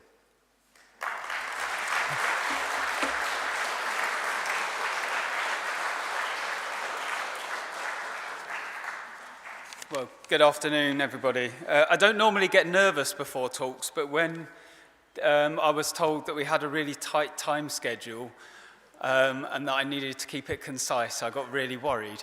But yeah, well, thank you ever so much for coming along today. My name's Tim Sexton. I'm the Senior Species and Recording Officer at Rutland Water, and it's my responsibility, along with my assistant Beth, to coordinate all the survey work that we do at Rutland Water, mainly based there, although I do end up doing some surveys elsewhere in the county. Just to give you an idea of some of the breadth of the work that myself and Beth and about 100 volunteers do every year, this word map just gives you an idea of just the extent of the survey work that we do. However, whatever we do, we try to make it, where we can, as systematic, as scientific, and most importantly, repeatable as we can, so that we can gather some long-term data, which really helps us to understand trends, what's happening on our reserves, and then correlate that with the habitat management work that we're doing on our sites. And the most important survey that we do at Rutland Water is by far the Wetland Bird Survey, the WEBS. As a wetland site, an international site of conservation interest, it's a SPA, a Ramsar site, and a SSSI for its importance for wetland birds over the winter months. We have somewhere in the region of 21,500 wetland birds at any time during the coldest months of the year. Internationally important populations of shoveler, so over 750 birds in the autumn months, and gadwall, which we're actually the #1 site in the UK for, with well over 1,400 gadwall at any one time during the coldest months. This year we've seen the 50th anniversary of the WEBS count, so it's really good to have long-term data to be able to see trends over periods of time, particularly now as we're going into a period of uncertainty with regards to climate, habitat loss and the likes. It's really good to have that long, consistent data set. So September this year was the 50th anniversary. We've gone out pretty much every month since 1975, since the reserve at Rutland Water started filling with water. The then manager of the reserve at the time was very forward-thinking, split the reserve and the reservoir into 25 unique counting compartments, and we've gone out with a team of volunteers, about 20 of us every month ever since then. Some even still today counting that were counting originally back in 1975. So some really good long-term consistent data. Nationally important numbers of many other birds like mute swan, great crested grebe, tufted duck, golden-eye teal, widgeon, coot and smew. And then more recently, new arrivals. So as we've seen a change in our climate to more milder winters, warmer summers, we've seen the movement of things like little egret and great white egret move into the Rutland Water. We did a roost count of both egret species about 3 or 4 weeks ago, and we had one of our highest counts, or our highest count of little egret, 174, and 60 great white egrets. Now, if I'd told you, say 15 years ago, that we'd seen a great white egret at Rutland Water, it would have probably resulted in about 100 bird watchers come to see it within the space of 24 hours. But, you know, these are species that are really good to see appearing there. The WEBS doesn't cover all species. We do also do some species-specific surveys of the wetland birds, like water rail. We just recently did a playback survey. So we go around with an MP3 of the charming call, that squeal, the pig-like squeal that water rails do. And every 100 metres around suitable habitat, we play that MP3 and we wait for a response from the birds. They're very territorial. And in the past, for the WEBS counts, they've just sort of gone, we'll put down 12 today, because they didn't really know. And unless you actually hear these birds calling, you wouldn't know they were there. So typically we get 2 or 3 calling during an average WEBS count. When we did this playback survey, we had 45, which is beyond anybody's wildest dreams as to how many we thought would be there. We also do a specific count for gulls as well. So although this looks like the scene from Star Wars, where the Millennium Falcon's going into hyperspace, this actually is a drone shot of the gull roost at Rutland Water, where we had up to 56,000 gulls. So a mixture of about 40,000 black-headed gulls, and the rest were largely common gulls, and some of the larger gulls like lesser blackbacks, greater blackbacks, even a Mediterranean gull. But to put that figure into perspective, for international importance for black-headed gulls, you need only 20,000. So to have 40,000 just shows how really important Rutland Water is. This is a quick timeline of what's happened over the last 50 years of WEBS. You can see 1977, our first count of 10,000 birds, and then look over at 2011 there, where we had 30,000. But it's really down to the volunteers. You know, what is it there? 6 million birds we've counted, 131 species, and 15,000 volunteer hours that have gone into making that survey count. In the last 6 months, I've been bringing together in preparation for the 50th anniversary some of the historic data. So whilst we've had a lot of data digitised from, say, the late 90s onwards, we didn't have any of that historic data from 1975 to 1990s digitised. Fortunately, we found a box in someone's garage that had a load of paper records, and the floppy disk there, remember floppy disk? Lotus 123, who remembers that as a bit of accounting software? So we had to find a computer that would work on, but the result is we've now got 50 years of data that we can look back on and analyse some trends. And that just shows how complete the data set is. So the white marks on there are the missing months. So really from about 1990 to 2025, we've got almost a complete set of data, missing just a couple of months at the bottom there when COVID happened. Seems like a lifetime ago, doesn't it? But, you know, we've got some really important species, and one of the advantages of seeing trends is things like tufted duck, which historically we would have had 5, 6, 7,000. I think the most we ever had was 9,500 in September 2006.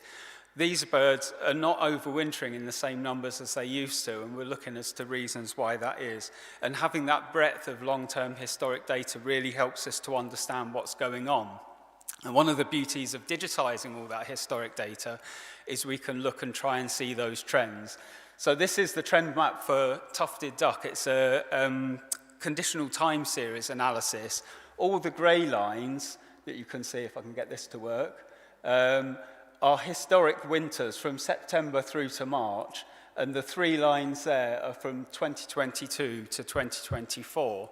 And you can see that birds are arriving in similar numbers to where they have done historically, but by October they're completely disappearing, and we want to know what those reasons are for those birds moving away from Rutland.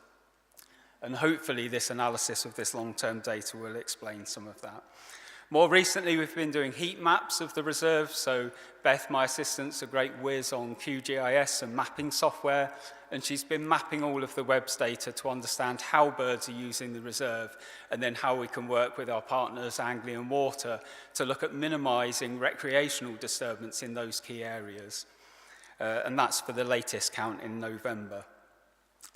November was a very good month. After a few years of declines in species, we had the highest count of teal that we've ever had in 50 years, so just over 3,500 teal.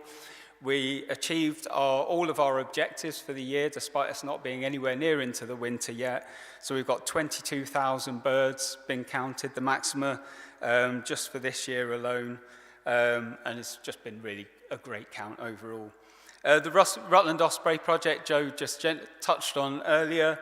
We've seen some great milestones in the project this year. We had our 300th chick. So since 1996, since this project started to reintroduce this bird back into England at Rutland Water. 14 nest sites now across Rutland and down into Northamptonshire as part of this project. And in 2025, we had 11 nests, raising 31 chicks. We had 19 male and 12 females. 1 brood of 4, 7 broods of 3, and 3 broods of 2 chicks, which just shows how productive these birds are across Rutland. And amazingly, this year we also had, for the first time in many years, some interest in the nest on Lagoon 4 as well.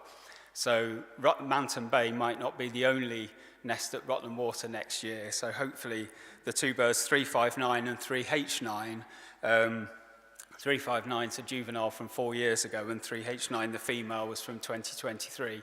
They'll return next year to actually nest on Lagoon 4. Small mammal camera trap project, I thought I'd just touch on briefly. This is a couple of volunteers really that have been instrumental to making this work. There was a project to reintroduce water voles back into Rutland Water back in 2010, 2011. They've been monitoring the rafts ever since. I would say that they're not really getting bored of that project, but they've been doing it almost single-handedly ever since that project started, and they wanted something else to look at. So I said, well, how's about this idea of this small mammal camera trap tunnel project? And we wanted to build up an atlas of small mammals, so along with the water voles, what other small mammals are using the site. So they went out tirelessly over a period of 2 years, and looked around the wetlands using these adapted trail cameras, which just essentially have the equivalent of a reading glass lens on the front of it, so that the minimum focus distance is better. And they recorded 96,000 images over the period of 2 years. So putting 5 of these camera tunnels, which have a little bait bowl in there where whatever it is, a field mouse or wood mouse, water voles, bank voles will go in, they would eat some of the food and get their picture taken. It was like a selfie box for small mammals. But most importantly, they were able to generate 7,700 small mammal records. And again, to put that into perspective, prior to that project starting, we had only 500 small mammal records for the reserve in 50 years. So it's massively improved our knowledge of small mammals across the site. We found that water shrews were present pretty much everywhere where they put these traps. We've got water voles, 15 different species of small mammals. So that's basically anything smaller than a brown hare. And not just small mammals as well. So we've got otter records, badgers, some of our volunteers sticking their head in the box wondering what that is. But a very, very good project and largely volunteer-led. And again, Beth came to the rescue with her mapping skills and built up an atlas of where all of those records were. I'm an entomologist.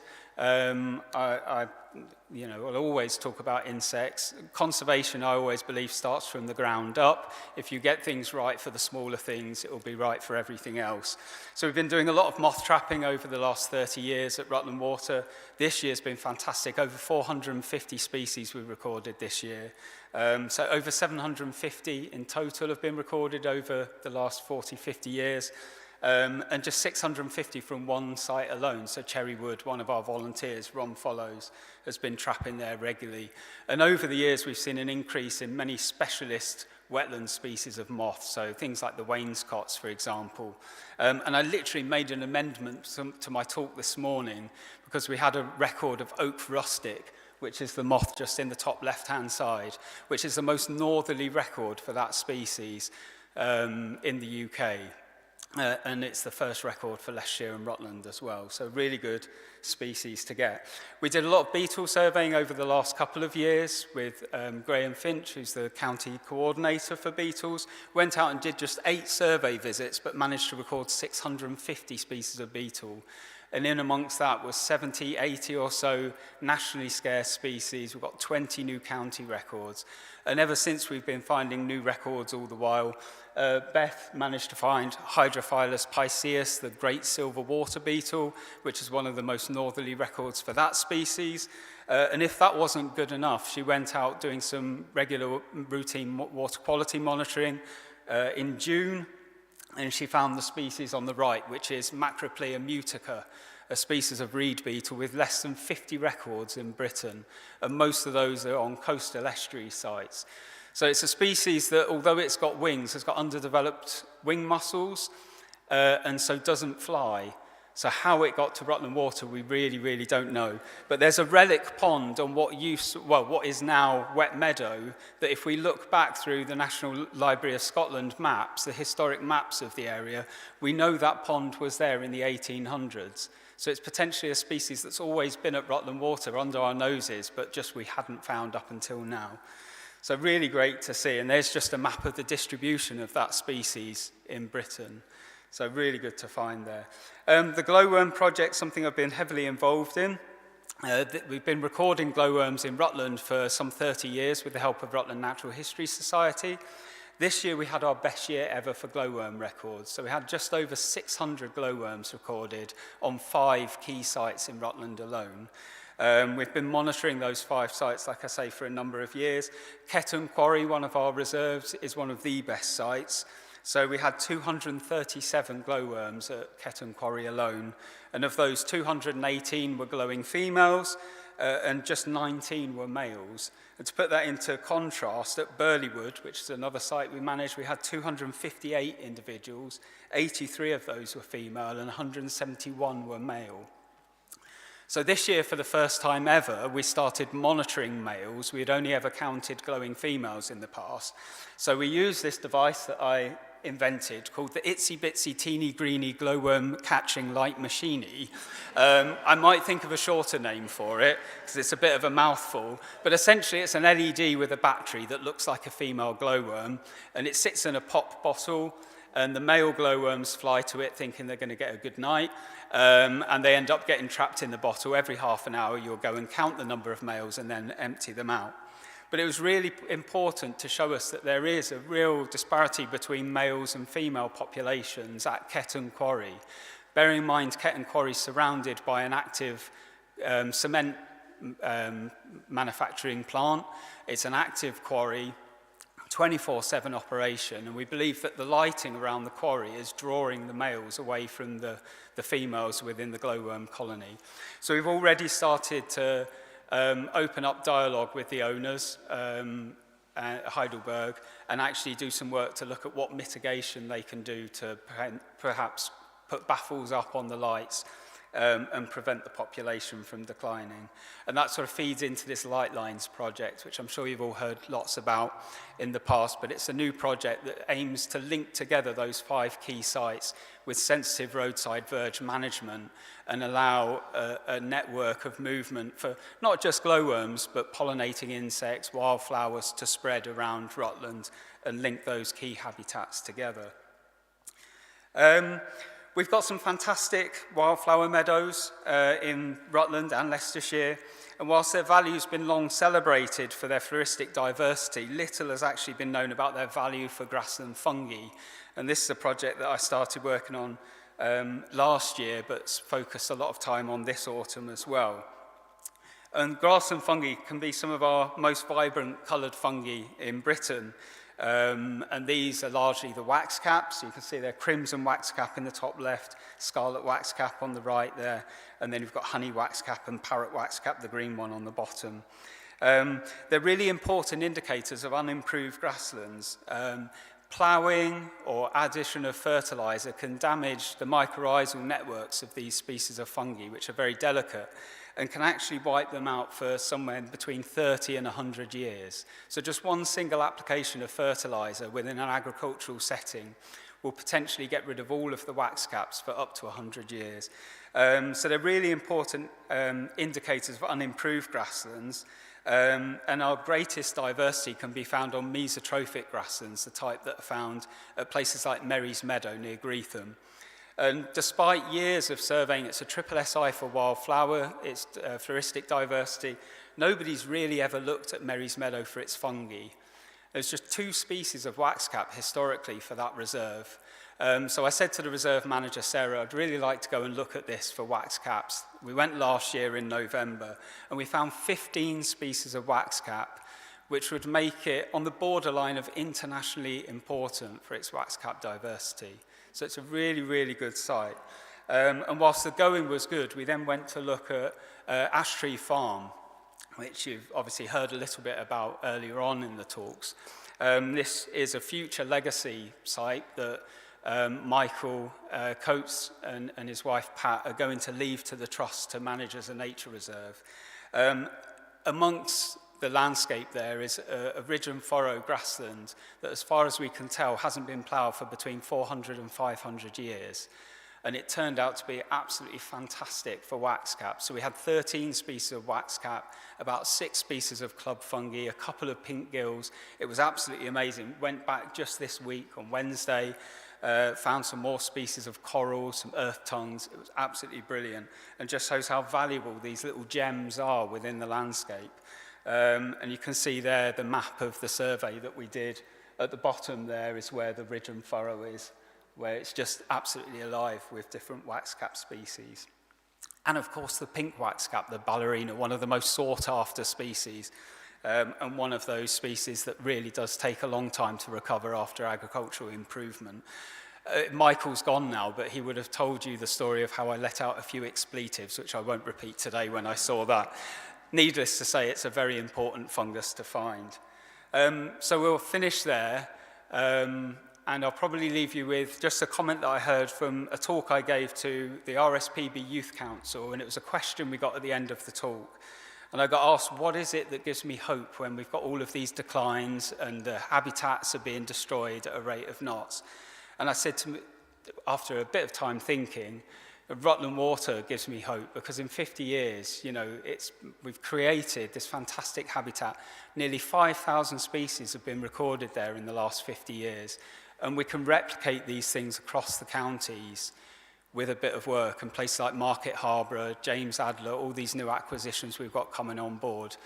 That should give us all hope and something to think of for the future. So thank you ever so much.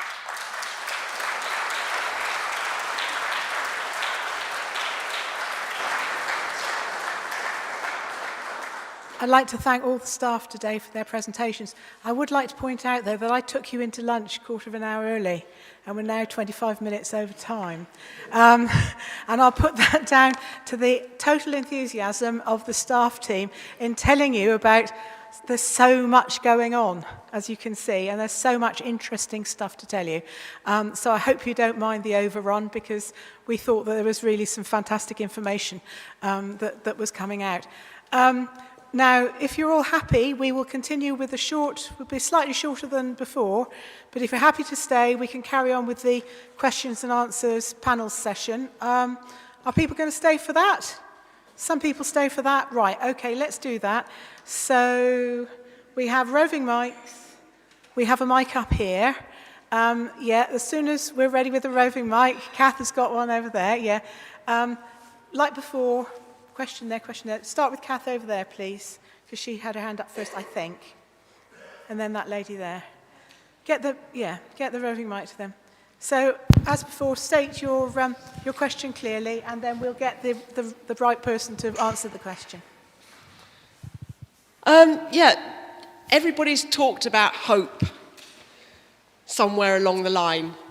And when I started off on my personal mission 5 years ago to try and reverse the trend in thugging hedgerows that has overtaken the country, hope was a very difficult word to evoke.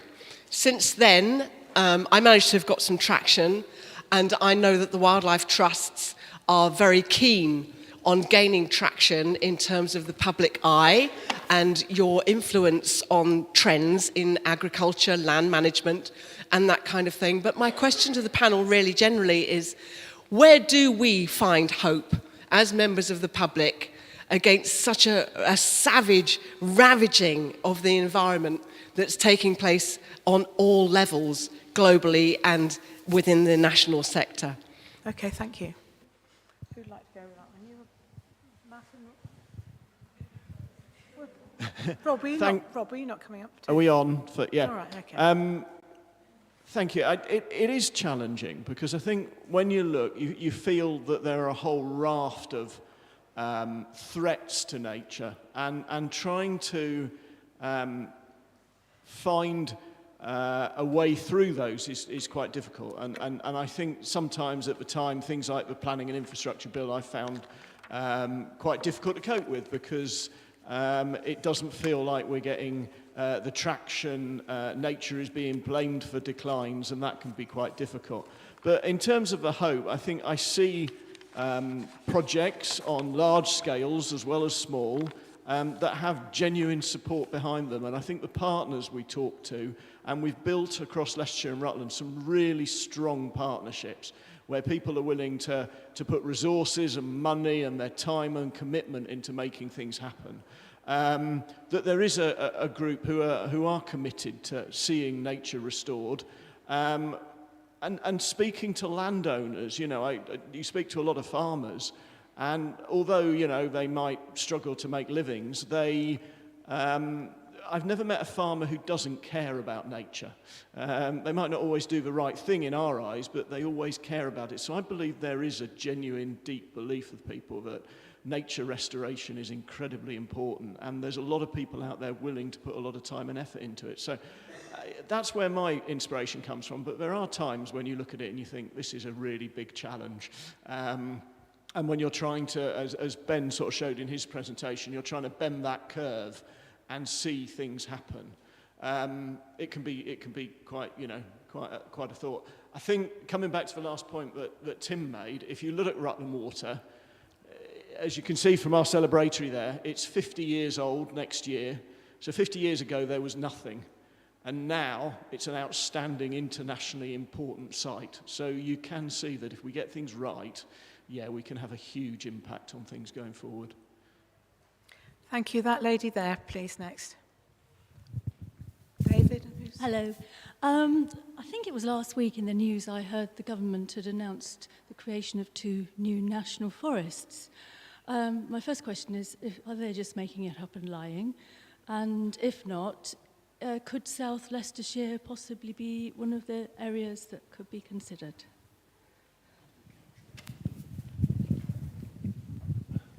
No, you heard, that was right what you heard. Yeah, there are 2 new national forests. I understand that the national forest that we have, the national forest, the original national forest in northwest Leicestershire, played the pivotal role in determining which areas would come forward as the new national forests. So there's some continuity there. They're obviously wanting to learn what's happened in northwest Leicestershire over the last 30 years or so.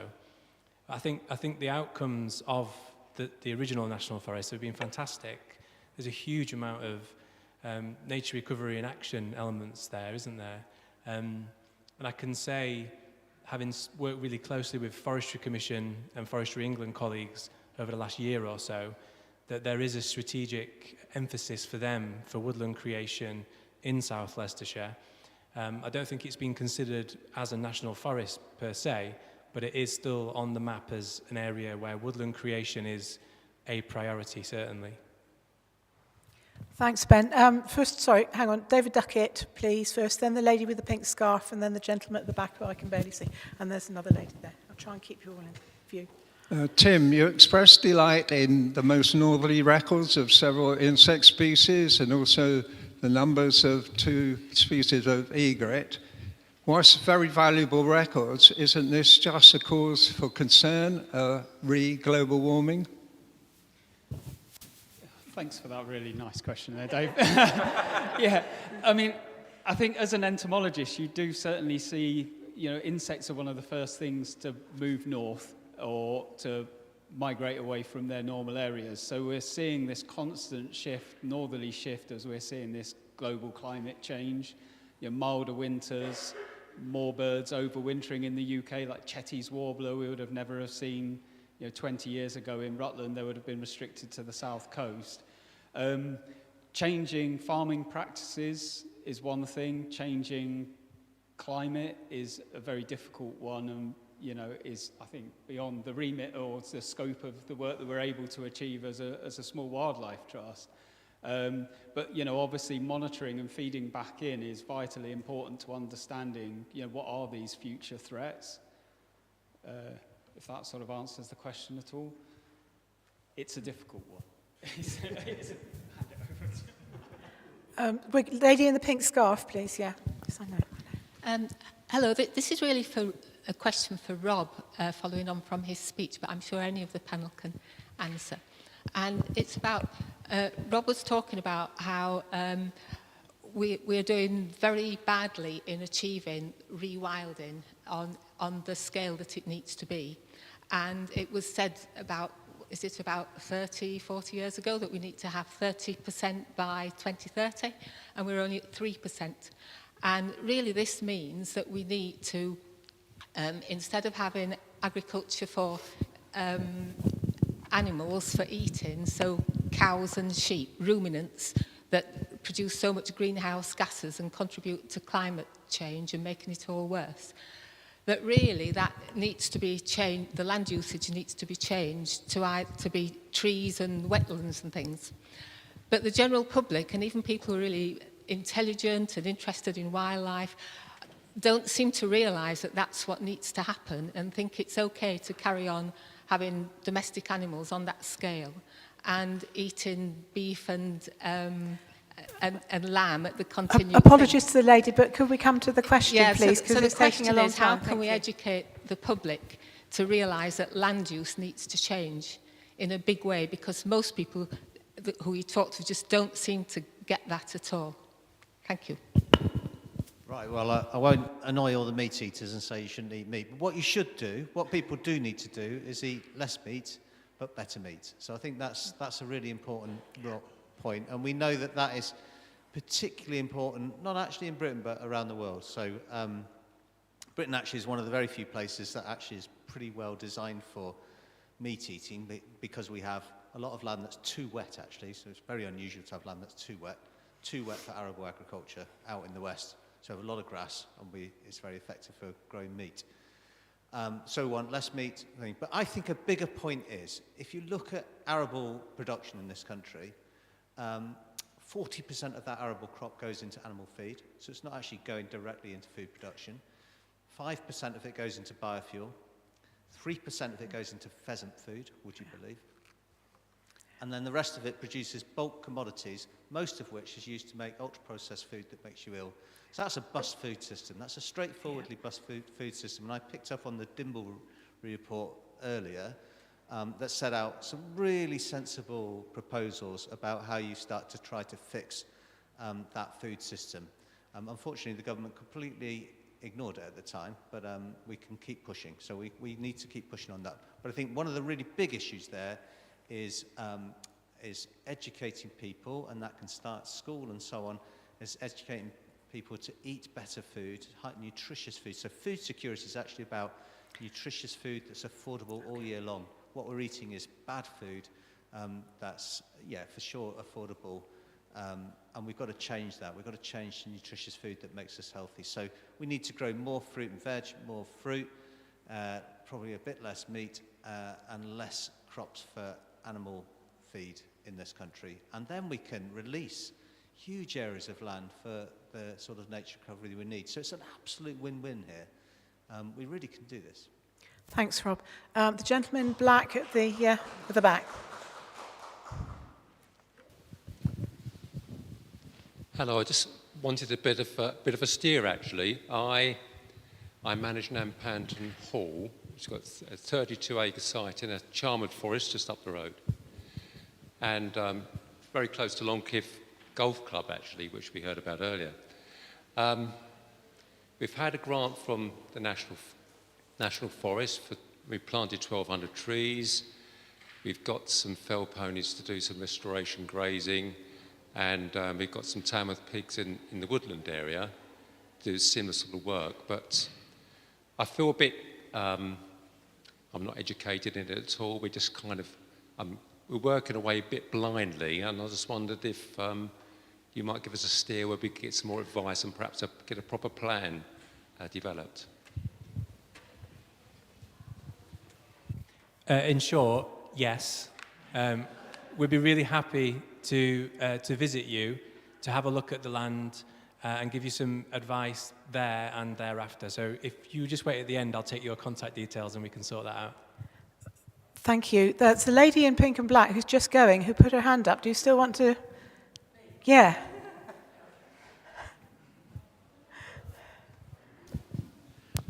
Yeah, I wanted to ask you, Ben, with the Market Harborough, what about beavers?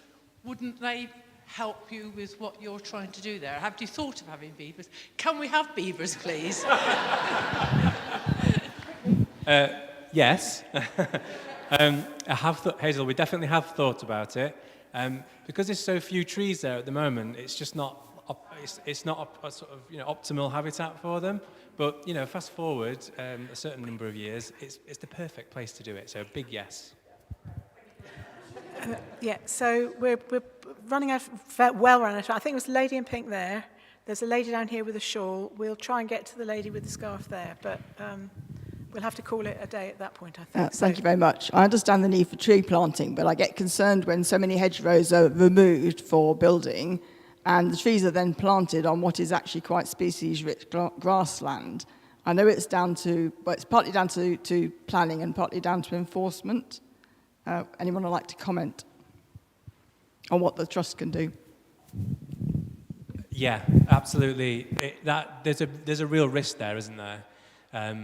if we're planting trees in the wrong place, that can have a counterproductive impact on existing nature. So the local wildlife site system, or the local sites or county site system, as sometimes it's referred to, is key to that. Thoughts really are around making sure that that system is as good as it can be. At the moment, it's a little bit weak, if I'm honest. So I think we, as a sector, need to really invest in our local wildlife site system. So that's protecting those sites, monitoring them, and giving advice on how they're managed. But protecting them from woodland creation schemes is part of that, really. So highlighting that they are valuable places and protecting them through the local wildlife site system is what I would say is key. Yeah. Okay. Thank you, Ben. This lady with the shawl, please. Hang on, wait. If you can wait for that. Sorry, it's just a question, really. I've had a pond in my garden for a huge number of years. And about 7 years ago, I noticed the depletion in frogs coming in to spawn. And gradually over the years, that has become less and less. I was just wondering if that is something generally happening, or is it just something that's happening within the area where I live? The depletion of amphibians. Thank you. The main thing to say there, obviously, is amphibians have been hit massively by any number of viruses, citrid fungus across the world, ranovirus and things like that. And we are seeing a decline in particularly toad populations locally within Leicestershire and Rutland. So it wouldn't be the first time I've heard it. The best thing is to not exacerbate the problem by thinking, I haven't got frogs here, let me get some frog spawn from another local pond somewhere, because you're potentially reintroducing something from another place. So we'd always say, it's concerning. If you've got fish in the pond, fish and wildlife ponds don't necessarily go together. So I would either think separate your pond out. So either have a wildlife pond or a fish pond. Fish will always eat tadpoles and frog eggs. So they're not an ideal thing to have together. But really, it's just having to think about some of those reasons as to why they might have declined. Before then, you start thinking, well, is it a virus or something else which may come back then at a later date, or the frogs might come back at a later date? Thank you. And then the final question for that lady there. Thank you for a lovely day. Yeah. It's been really impressive how you've worked with a lot of different organisations as Wildlife Trust. Can I ask what you're doing to rebuild relationships with Global Bird Fair?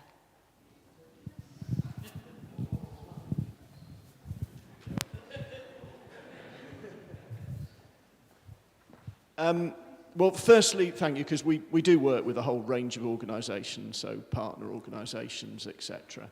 I mean, I don't think Bird Fair was before my time, so I haven't been directly involved in it. I mean, I'm fully supportive of it. I think we had it in the wrong location. I would agree that looking back, but I'm fully supportive of the principle. So, to have a number of keen birders going to it.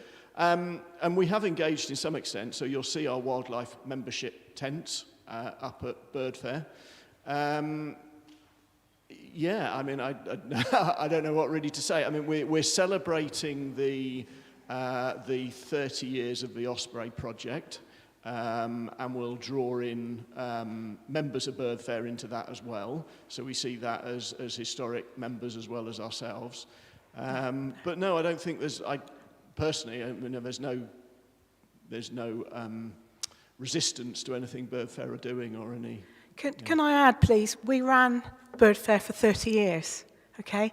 And there were a lot of very cogent reasons why we had to give up Bird Fair.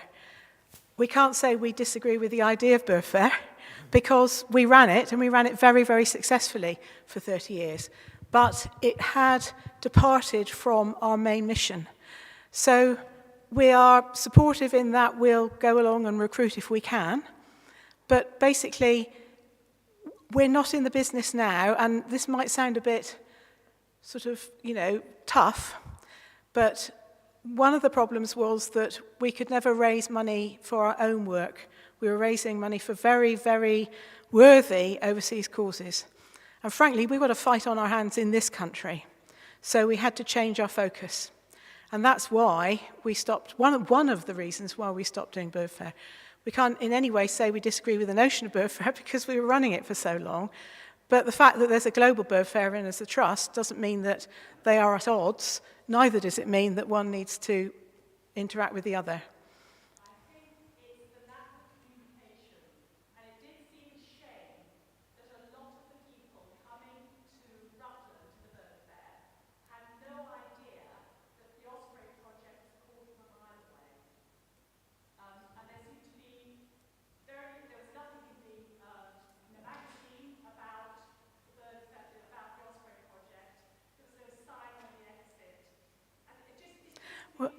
Well, yeah, I'm sorry, but that was Global Bird Fair's event.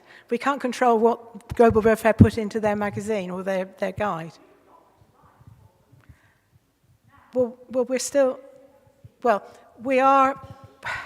we're talking about what we're going to do with the celebration of our 2026, which is obviously going to involve people and events that happened over the last 50 years.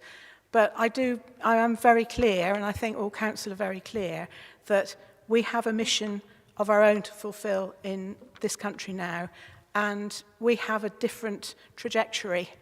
And if Global Bird Fair wants to go off on one trajectory, that doesn't mean to say we have to follow, and I think we have to stick to that plan. That's what we decided 3-4 years ago. Right.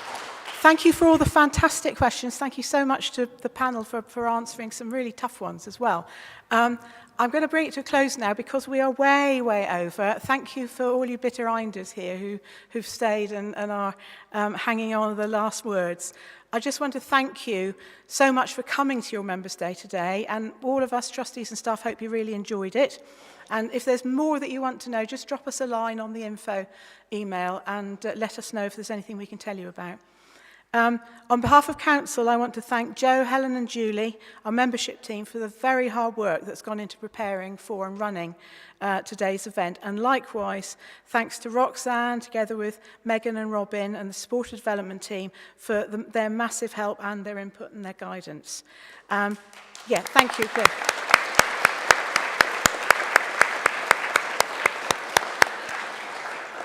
And I'd like to once again thank Rob Stoneman for coming back to his home territory.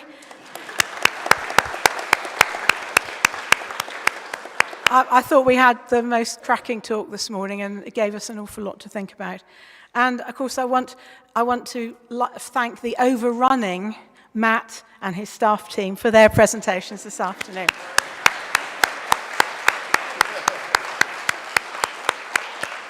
So time management courses are going to be in order, I think.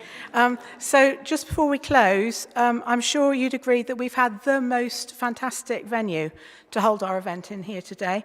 And as I mentioned right from the start, this has been entirely dependent on the wonderful members of the congregation in the Loughborough Trinity Methodist Church and their amazing volunteers who've helped today. Perhaps it escaped your attention, but our honorary treasurer, Andy Thorpe, is one of those members.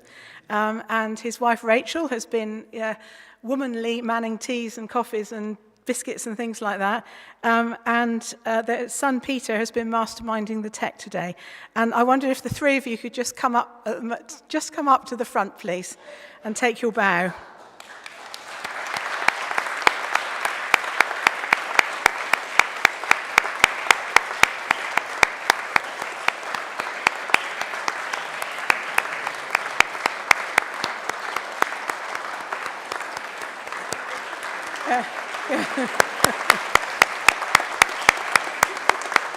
So, at this point, I should have had 2 big containers to hand to you. We've got some hampers on the way for you that we hope you'll be able to distribute between yourselves and all the lovely people who were helping here today. Unfortunately, we've been let down by the delivery people. So if you can imagine some hampers, and then Roxanne will get them to you as soon as they've been delivered. I hope they aren't going to be left at about 9 o'clock outside the door here tonight, so there's the possibility. You might want to keep checking back. But thank you again. I think we've all really loved being here in the church today. Thank you so much. We've enjoyed having you.